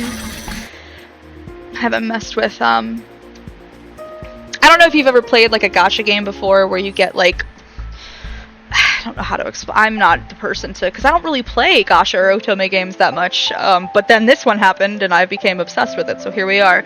But you get yeah, no problem. Of course, happy to. You get all of these cards, quote unquote, but they unlock different quote unquote memories with the guys. So like different stories and scenes and stuff. And each one you can equip for battle. Played Arknights for a while, and you tried Reverse 1999. I don't know Reverse 19. I know Arknights, but I don't know Reverse 1999. That's another like gacha-y otome, or is that just something that I don't know and that you played recently? And I'm just making a fool of myself. But yeah, you level all these up. And depending on how you level them up, like you can level them just strictly level, but then there are these things called protocores, which enhance different stats depending on how you level them up, and then you equip them to your battle companion, and that's how you win battles and stuff. It's a whole thing. It's a whole thing. But that's okay. There's so much. There's just so much to do in this game.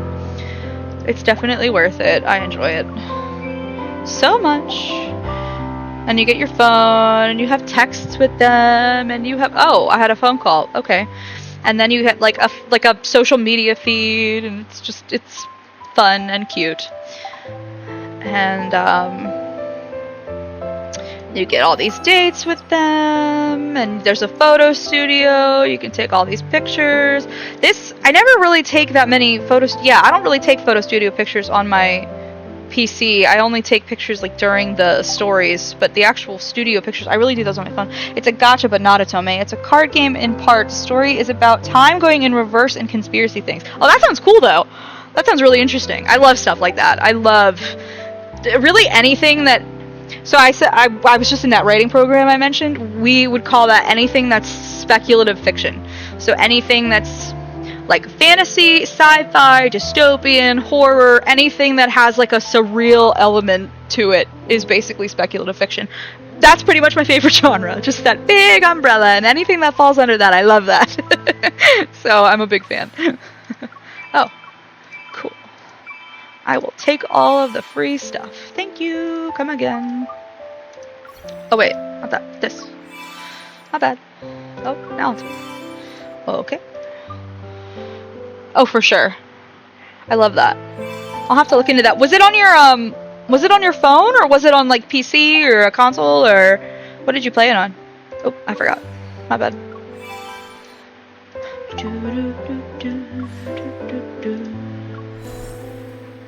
There's the new Caleb card. I actually said I might do the new Caleb card on this stream, so I might do that. The people want to see it. Oh, cool! It has. Okay, I love that. So I could get it on PC. That's awesome.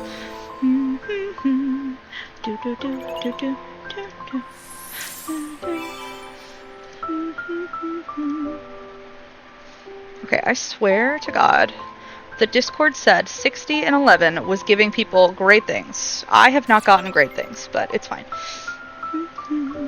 Oh, I have two. Hey, I have two cards. I didn't realize I had two cards I could pull. Yay! I think they technically call them wishes in this game.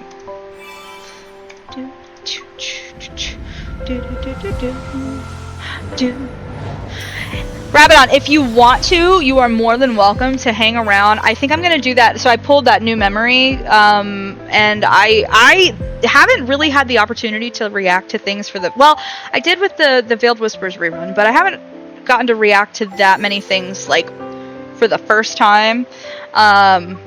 A lot of the reactions I've done for my viewers have been like me seeing stuff like for a second or third time. So I think I'm gonna react to it now so that everybody can see me react to it for the first time. You are more than welcome to stay and watch, but there might be spoilers. Totally up to you if you don't care about spoilers, or if you totally do. Like, it's whatever is comfortable for you. I am a weirdo who doesn't care about spoilers. I'm always like, bring it on. Like, for me, it always matters more like how it's written versus like what the actual plot points are, because you could tell me like, oh, this movie ends with like the zombies winning and everybody dies, and that could either be the coolest thing ever or the worst. It depends really how it's executed. So for me, like, I don't really mind hearing spoilers because it just doesn't really change my reaction, because my reaction is going to depend on the writing. You get it. You understand. So, yeah, no, but totally up to you if you want to. I will do real quick. I'll do this phone call with Silas because... Lull me to sleep. Oh. Huh? Are you actually Silas? Do I need to give you a secret code, sweetie? Ah, no, that's the Silas I know. It's only been a few days. Did you forget what I sound like already? Never? It's your fault for saying something weird, and what do you mean by lull you to sleep? I meant what I said. I can't sleep. Well, it is bright outside. It'd be weird if you could. The hotel's blackout curtains are thick. A little bit of light won't keep me awake. Why can't you sleep then? That's not important. What matters is you lulling me to sleep. This man wants his lullaby. Fine, let me think. How do you typically go to bed? I can create a similar sleep environment, then maybe you'll feel sleepy. I usually have short rests since I don't have a lot of time. If it's not on the way to my destination, it's under a hail of bullets. Yeah. Maybe you can unload a few rounds near your phone. Are you serious? You're so cute. Oh, yeah, that felt mocking. Do you want to sleep or not? You're making this difficult on purpose. Are you giving up just like that, Doctor? Anyway, it's okay if I can't. Only have to inspect a batch of guns later. Don't underestimate me when insomnia is involved. Let's try a classic method. How does counting crows sound? I don't think a person counts crows to fall asleep. It's specifically tailored to you. I'll try it out. Okay, lie down and close your eyes. 1 crow, 2 crow, 3 crows, 4 crows. Silas, are you sleeping? Almost. Oh, it worked. Yeah, you're a good doctor. I mean... You got rid of my insomnia and pinpointed the cause. Just hearing your voice brings me peace. Okay, just be adorable, whatever, it's fine. You feel the same. Okay, yeah, so if you want to watch me play this card, you can totally watch me play this card. I'm just trying to think of, like, giving you, well, actually, I have no idea what happens in this card. I was going to try and, like, give you background, but, like, I don't even know what to give you, so I guess we'll find out together. You get these, like, so, like, I don't know if you can see, so, like, where it says Silas and there's a heart, and then it says 78, and, like, right here it says Zane 78, 78. This is my affinity level with each guy, and you raise that by, like, interacting with them, leveling up those memories I showed you, going on dates with them, interacting with them on the social media feed I was talking about, and as you level up their affinity, you unlock different things with them, and like several like levels will be phone calls. You'll unlock video calls, different social media posts, different text messages with them. So it's just a cute little fun way to make it immersive, make it feel like, oh, like I'm really talking to someone on my phone.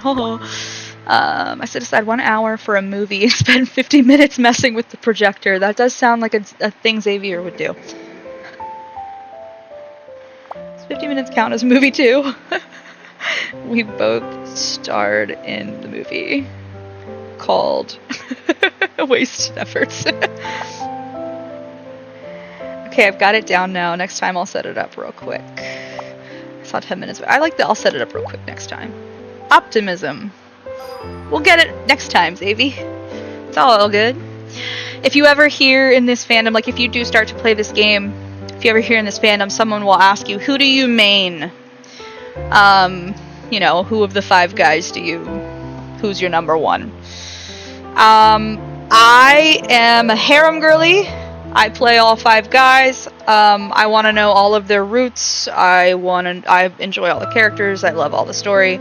I would be lying to you if I said I didn't have a hierarchy. I absolutely have a hierarchy, so I do have a number 1. But I love them all, and I play them all. So, harem shenanigans here. We play all the guys. I do all their memories, and I do all the stuff. So, we are going to do Caleb's newest 4-star memory. It's a 4-star memory, which means... I'm trying to explain this. Some 4-star memories you get, like, text that scrolls, and then it's just, like, the guy voices his lines. Sometimes you'll get actual, like, animations with, like, scrolling text on the bottom. 5-star memories give you what's called a kindled. So, like, let me open this, for example. This 5-star memory here it's processing. It's inserting my MC into, yeah, there's my MC. Like, you get a fully animated cutscene that looks like it's out of Final Fantasy or something. That's what 5 stars give you. And they give you a whole story around it, too. Myths, in particular, are like movies unto themselves. They're like 2.5 hours long each. They're like whole movies, which is awesome, because they're like these self-contained stories that give you so much background and lore and character development. But 5-star is amazing. 5-star is so amazing. You're so right. The one I just got for Caleb is a 4-star, but they've been doing really good with their 4-stars lately. I'll show you. You'll see what I mean by, like, it is still animated. It's just not that fully animated cutscene that I, like, was just... Oh, not that. That's a 3-star. 3 stars are really just there to help you with battle. They don't actually offer any kind of, like, scene. Alright, so we're going to hit date. We're going to download it. Love makes fools of everyone, and Caleb is no exception. So to give you a little bit of background on who Caleb is, Caleb grew up with you. You were both experimented on as children in a pretty unethical way. And you survived together, you ended up at an orphanage together, and then you were adopted by the same person. So it is a little bit of that... See, this is a Chinese game, so it is a little bit of that, like, stepbrothery vibe, but it's really not. Like, in China, it's more of like a family friend type thing. He's older than you, so, like, he went to college long before you did, so it's really not like, it's not like a brother thing. I don't know how to, I'm not explaining this well. But, yes, I will start the card. Oh, wait, sorry, I forgot one thing. Oh, wait, I'm not going to see my MC, am I? No, I'm not going to have it kindled, so it doesn't matter. Right, okay. Ignore me. Sorry. Tara? Is Tara here? I'm here. This is our friend. We work with her. It's just a camping trip. Why are your colleagues still doing roll call? Force of habit, making sure everyone's accounted for, is the first thing we do after every mission. By the way, these 4-star cards are not voiced. A lot of things are not voiced. The main story, your main character does have a voice actress, and you can actually tailor it in your character selection and like character creation screen. But yeah, it's really just the main story that's voiced out. It used to be Bond stories were also voiced. We used to hear the voice actress a lot more, and then I guess a large portion of the...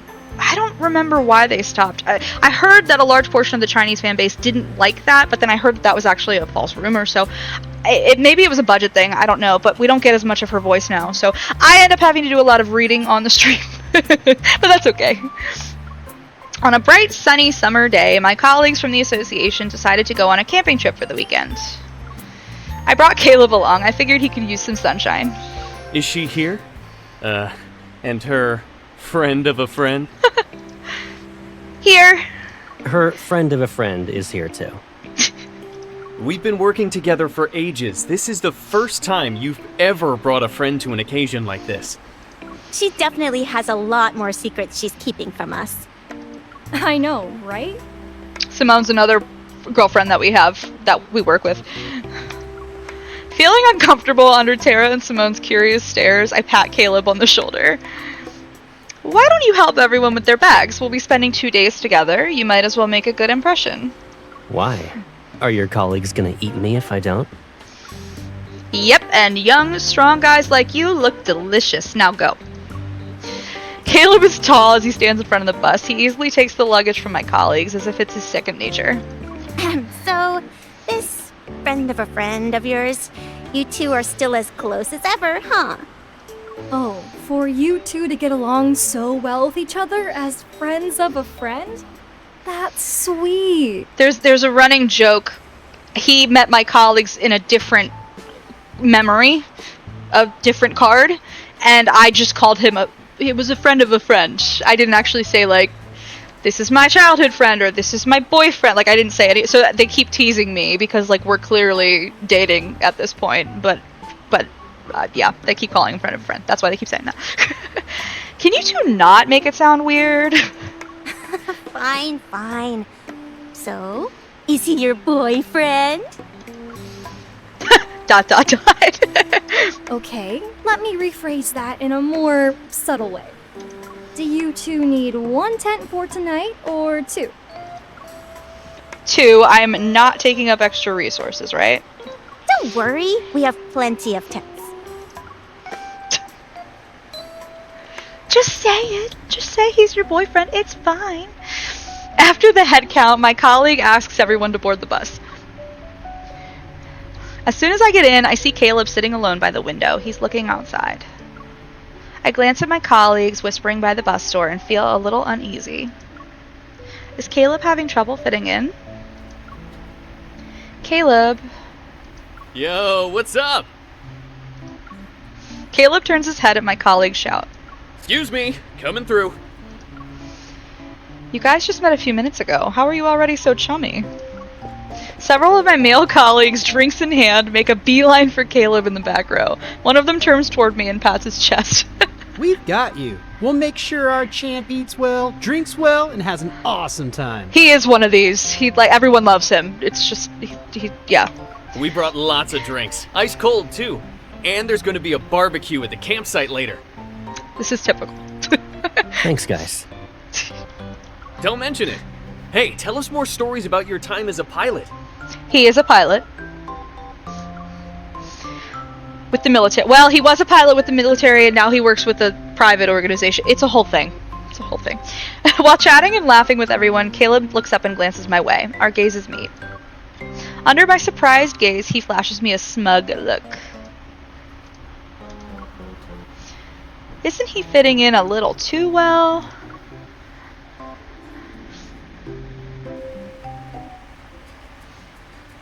A few partially assembled tents are scattered across the spacious campsite. Tara and I set up the grill and prepare the meat we skewered last night. Caleb, can you help me with this? Did I put the top on upside down? Let me see. Oh, that's simple. Just connect the 2 poles, like this. Caleb fits the poles together with great precision. Before long, more of my colleagues gather around to watch him assemble the tent. Do you have a screwdriver? We just need to secure these now. I'm not sure who took it. I'll ask around. Actually, it's fine. This'll do. Like a magician performing a magic trick for children, he pulls out my spare house key from his pocket. Why did you... Okay, why is that in your pocket? Can this work as a screwdriver? In a pinch, yes. He's like a freaking engineer, too. He's like a savant with these kinds of things. Caleb inserts the key into the screw's head and tightens it smoothly. Don't bend my house key. I'm not paying for another one. The tent is firmly pitched. I bet it is.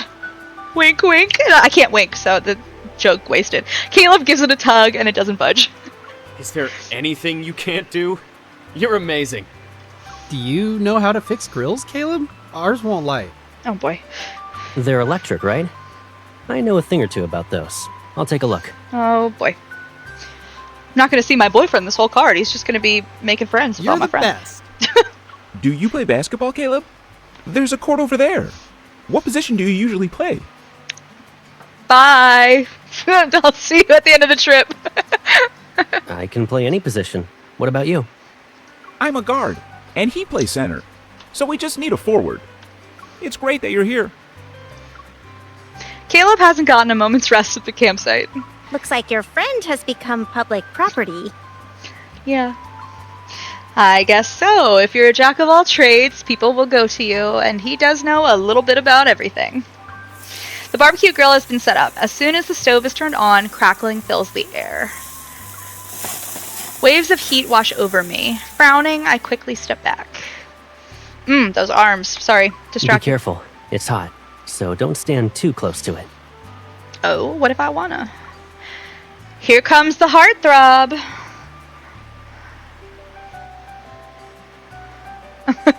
Smiling, he takes the sizzling skewers from my hands. Then he wipes the sweat from his brow with a towel.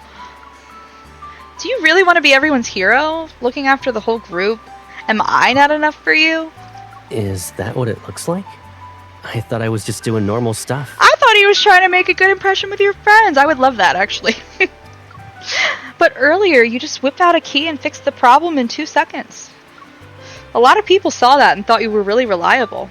And charming. Caleb appears to be slightly troubled. I just took out a key and used it as a screwdriver. I've done it before, you know. So, I can't do it anymore? But you're unconsciously oozing charm. Then, what should I do? He looks at me as if he's humbly seeking my advice. The solution is easy. I'll just keep you locked up at home from now on. Then no one can see you. You'll be mine and you won't belong to anyone else. I don't know if he took my joke seriously. His hand falls and his wrist brushes against the hot grill. Don't burn yourself over it. Are you okay? I'll get some ointment. Thanks. But don't say things like that in public next time. He liked that idea. Got it. That kind of stuff makes Caleb blush. Yeah. So why are you still saying it out loud?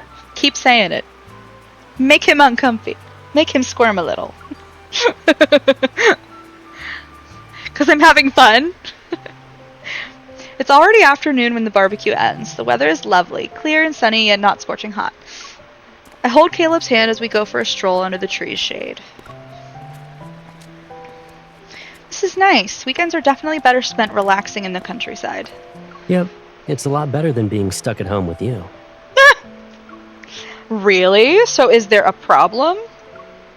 I turn to face him and his teasing comes to an abrupt halt. No. Staying at home is great too. It's just us in our own little world. But now...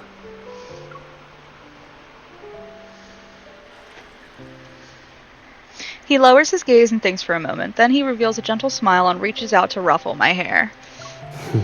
I mean, both are great. But I always feel like you're more comfortable when you're outside. I cover my head to try and save my hair from being messed up by Caleb, but he keeps staring at me. I'm fine. I was worried you'd wilt if you were cooped up for too long. I figured I should let you go out and soak up some sun. Don't forget to flip me over. I have to be nice and toasty on both sides. Sun's out, buns out! Yeah, let's find a spot nearby. I think that patch of grass. My lovely plan is interrupted when several of my colleagues rush toward us with frisbees in hand. They're beaming with excitement. Hey, Caleb! Do you want to play frisbee with us? Question mark? Oh, this is good. Do you also want to join us? I was hoping to spend some time with Caleb. You want alone time? He is my boyfriend, even though I won't say it in this card. His suspicious gaze flits between Caleb and me. Unsure of how I can explain myself, I let go of Caleb's sleeve. You can join them if you want to play. Are you sure you want to let people rent me? I'm not. Come back once the allotted time is up.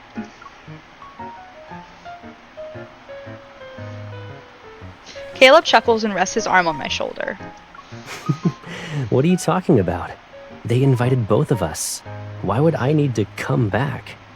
That's right. Come on. The more the merrier. Seeing their expectant looks, I have no choice but to nod. So how are we splitting into teams? Oh, I'm joining Caleb's team. Of course you are. That's not fair. I already called dibs. Caleb's on my team. You guys just met him. How are all of you confident in his frisbee skills? Caleb's unlike anyone else. One look is enough to tell you that he is super reliable. You have that effect on people, Caleb.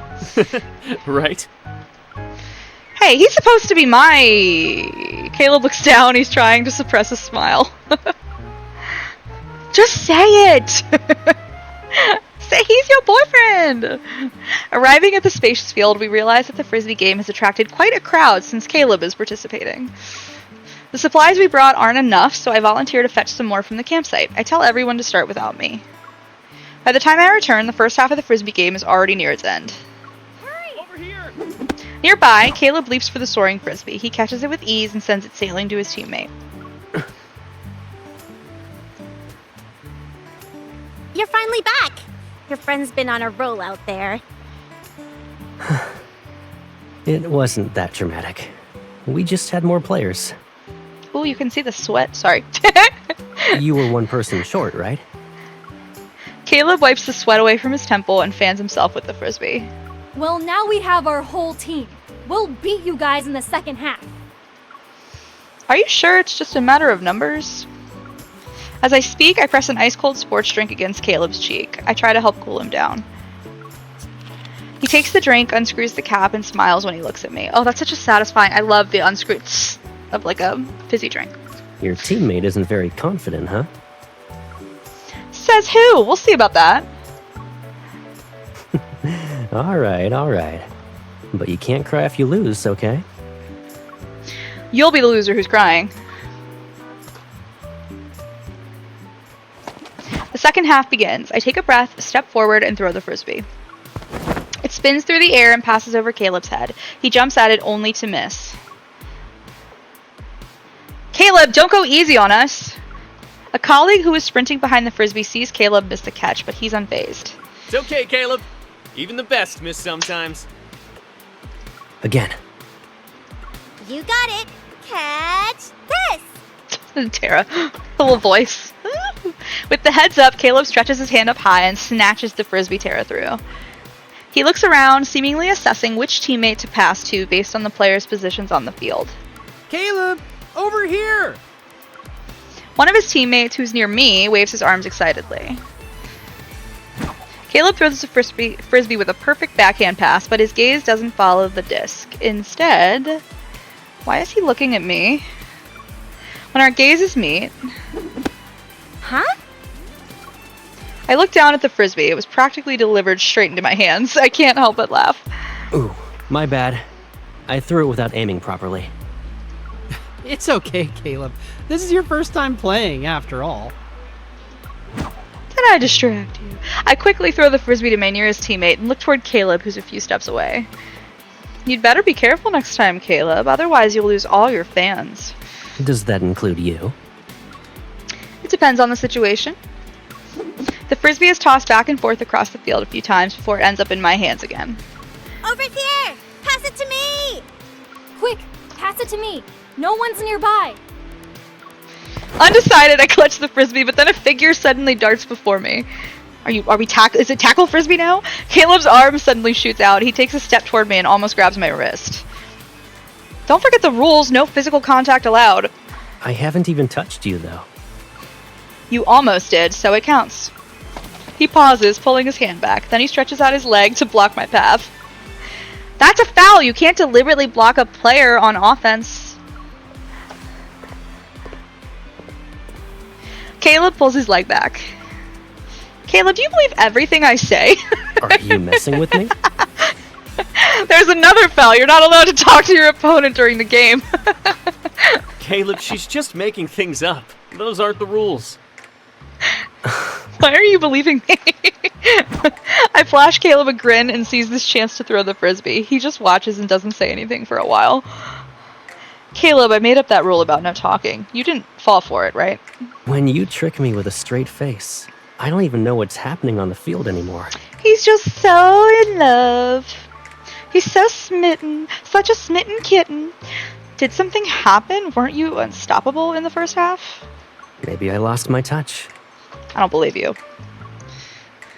Yeah, you lost your touch. The grass is too soft. Regardless of the excuse, you're going to lose to me soon. Then you'll be crying in your tent. Don't worry. Even if I do cry, I'll zip up the tent so no one sees me. I'll console you, it's fine. Don't zip it up too tightly, though. That's not a good idea. Even when there's a lot of people, you still need to stay alert when sleeping alone in the wilderness at night. Make sure the tent is... Caleb stops as if something suddenly dawns on him. There you go. It's okay if you don't want to. Boys need to watch out for themselves. But, since it's dangerous, I should ask a professional hunter to protect me. You should. I wonder if the one I know best will show up tonight. I mean, are you gonna let me win this frisbee game? Well, ... What are you two doing over there? You! Catch! Over here! The world suddenly roars back to life as I sprint away from his side. My teammate runs into the end zone with the frisbee and we win. There are end zones? What? The next round is about to start. How are you holding up? Did you find your groove again? I think I'm doing great. He's just happy you're gonna come visit him in his tent. Of course. Our team is incredibly grateful. You scored all those points for us from the opposing side. Caleb, I didn't send you as an undercover agent, did I? Nope, you didn't. Well, I've decided to recruit you. You performed well. I wonder if I'll catch another pass from you next round, dear agent. Only if you're good enough to catch it, Colonel. I guess we'll find out. You distracted him with all of your talk of being in his tent. Our team ultimately won the frisbee game by a narrow margin. Although Caleb's team didn't win, his popularity wasn't affected in the slightest. After dinner, he was dragged off to play basketball, and when night fell, the group whisked him away to an outdoor movie. It wasn't until the middle of the night, when the chirping of insects filled the air and everyone had retired to their tents, that I quietly snuck over to Caleb's tent.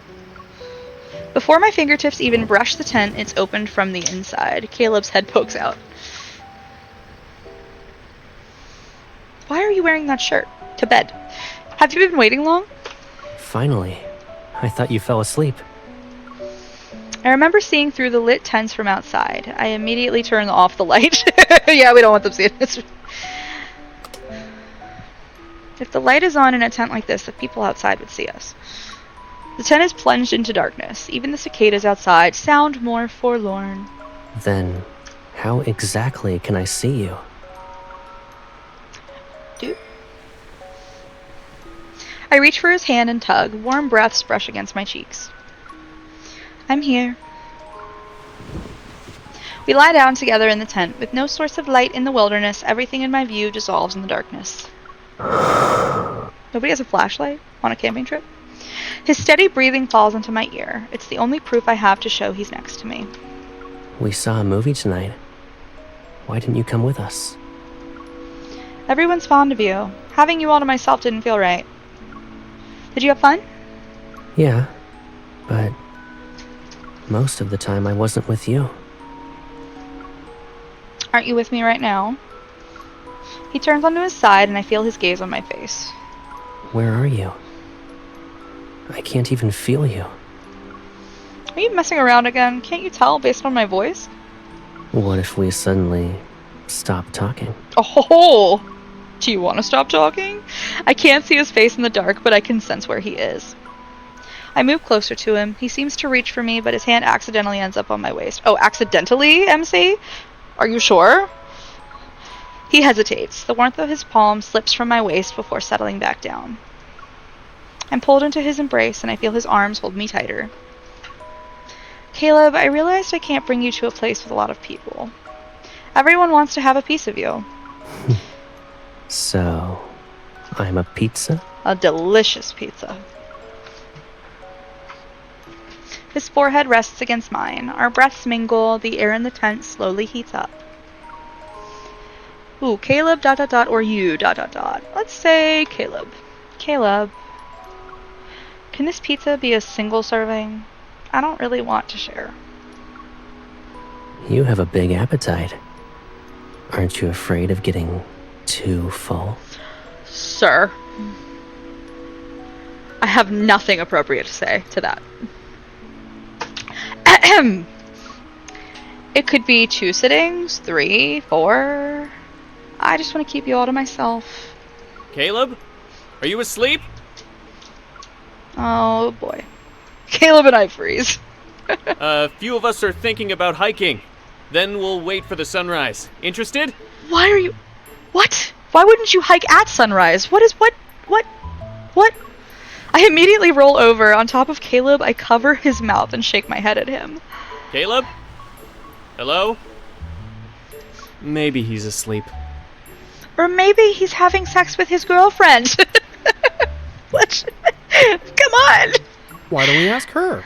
Oh my god. Carrying my colleagues to my tent, the sound of footsteps fades into the distance. I hear them call my name. Is she asleep too? Still early. Hey, look at all those stars. They're so bright. The sky's clear too. I don't know why this guy just sounded like Mickey Mouse to me. Look at all those stars. The sky's so bright. I'm sorry. Yeah. It's been ages since I've seen a clear night sky. You do live in a city, so that's valid. Let's grab some chairs and stargaze. That sounds more fun. Good idea. Hiking, I don't want to hike at night. That doesn't seem safe. I would fall off a cliff. Hike in the daytime. That's the safe way. I shift toward his ear and almost grit my teeth. You're too popular. They even want to drag you along to see the sunrise. Mimicking what I did to him, he whispers into my ear. His breath tickles and a tingling sensation shoots down my spine. It's not like we can do anything about it, huh? I mean, I have several ideas. I want to beat you up right now. Then you better stay quiet. Otherwise, you'll ruin their stargazing party. Sir. Before I can respond, our positions suddenly switch. He rolls over, pins me down, and slips a hand under my head to cushion it. Oh, that was nice. That was darling. Isn't it a good thing? They're not going anywhere. I mean, can you be quiet? I can be quiet. Caleb, you're the one who should keep it down. There are people outside. I playfully try to kick him, but he dodges every attempt. The tent sways from my movements. Great, this isn't obvious at all. Who's making all that noise? Bonk. Although I can't see him, I can feel him move closer. Oh. I know this music. Caleb, you're shameless. I haven't even done anything shameless. Not yet, at least. Alright, we can fix that. Right here, right now. My colleague's chatter drifts in from outside. My ears burn hot and my breathing starts to slow. Caleb's lips gently brush... Blah, blah, blah, blah. Words are hard. Caleb's lips gently brush against my forehead. A soft, fleeting touch. Clearly, I'm a little frazzled. That's it. He kisses my cheek. That's it. One kiss and all that commotion? And you tried really, really hard to dodge the kiss. I push him away, get up, and fix the clothes he just messed up. The tent is too cramped. As I try to sit up, I lose my balance and fall back. No! Be careful. Caleb lunges toward me, but it's too late. In my panic, I reach out for something to steady myself, but my hand only finds the tent zipper. With the crisp sound of the zipper going down, Caleb and I tumble out of the tent together. Hi, guys. All of our friends. Why are Hello. you in Caleb's tent? Why wouldn't I be? Because I'm a healthy adult woman. She said, She wanted to check out if the tent was sturdy enough. Then she fell asleep. Why are we acting this way? We are in our 20s, people. Huh? I turned my head away, unable to bear the embarrassment. Who would believe a lie like that? Caleb, you dummy.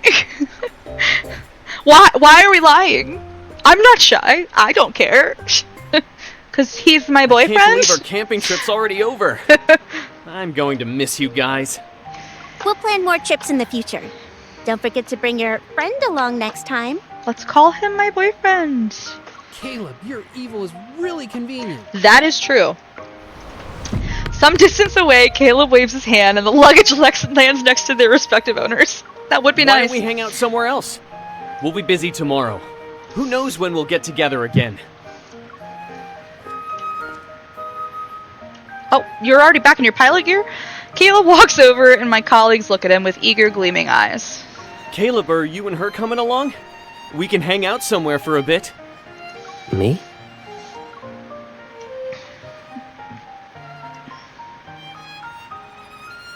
Caleb glances at me. I put my hands on my hips and give him a you figure it out look.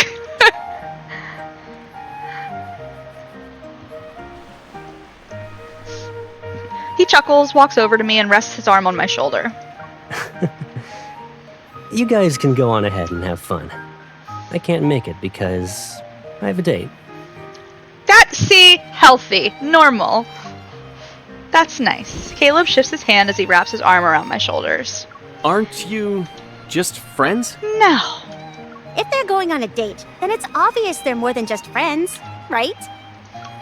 Astonished, the people around us stare. I take Caleb's hand and glance at him. Yeah, we're going to buy a sturdier tent for two.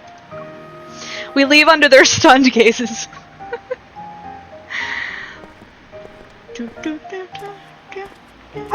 Oh my god. My dogs keep giving me heart attacks tonight. Sheesh! Once I'm sure we're out of my colleague's view, my feigned confident stride finally slows down. Why are you in your pilot gear right now? I mean, you look great, but like, are you going flying? Where are we going? Do you have any place in mind? You're the one who announced our date, so you should plan it. Well, we can start by getting a sturdier tent for two. I do like that idea, yeah. Oh, hold it. I smack his arm. Okay. We'll drop that. I didn't say drop that. I think it's a great idea. How does pizza from the night market sound? No one will try and take it from you this time.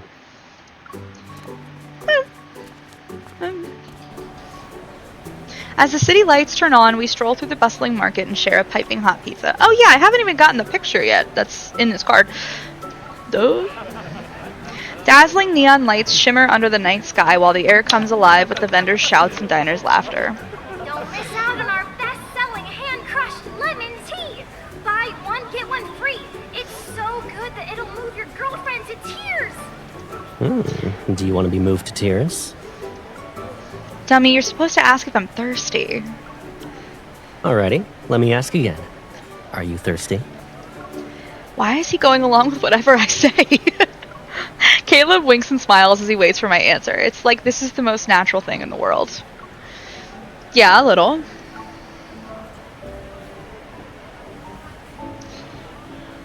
Give me like 2 seconds. I sit down on a bench and watch him disappear into the crowd. Oh, this is the... Okay, now I'm getting the picture. There we go.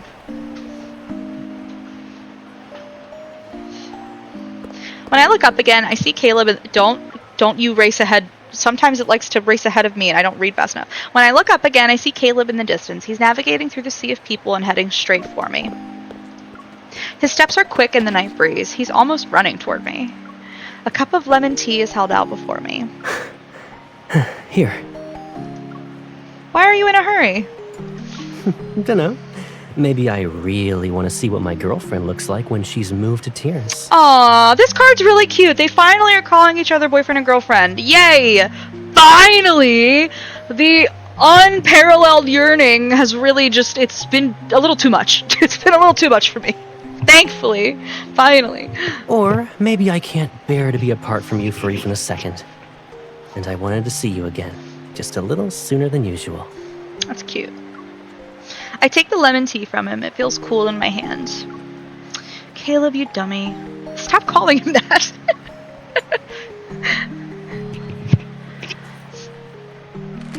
I stab the straw through the seal and cautiously take a sip. Excuse me. There's no way to brace for the impact. My face scrunches up. Caleb, who's about to poke his straw into his drink, pauses and holds up the cup for a careful inspection. Oops. I took the wrong one. This is yours. Oopsie daisy.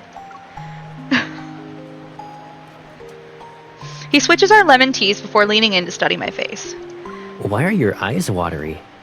You're actually moved to tears? Maybe it was that bitter. No, it's too sour. You did this on purpose.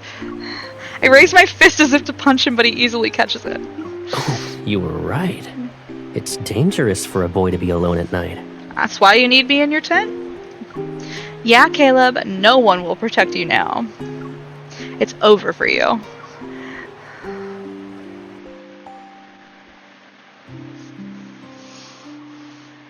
We have to save you from me! Ha ha ha ha. Sorry. That was a really cute card. I really liked that card. I really liked it. It feels really nice to actually finally be his girlfriend. Finally. They have done the whole just yearn thing for so long. So that was nice. I was going to do something. What was I going to do? Xavier said, I also know how to do it. Next time we should compete and see who can set it up faster. Why do I feel like that would turn into a naughty game with Xavier? I totally feel like it would turn into a naughty game with Xavier. Alright, gang. This was really fun. Rabbit on Beach, thank you so much for joining tonight. I hope that you're able to get an emulator and play this game because it's awesome. You should join me for another stream sometime. I am probably going to hop off. I am actually going on a trip tomorrow to New York City to see a Broadway show with some friends. And so I will be coming back Wednesday. I might stream Wednesday night. I'm definitely not going to be able to stream tomorrow. I'll be in a hotel. So I will be back in a day or two. Like, I guess 2 days would be, yeah. But I hope everybody has a great night, and oh my god, by the time I stream again, it might be time for ZAYNE'S Myth, and I might crash out. No promises, I don't know. But, alright everybody, have a great night.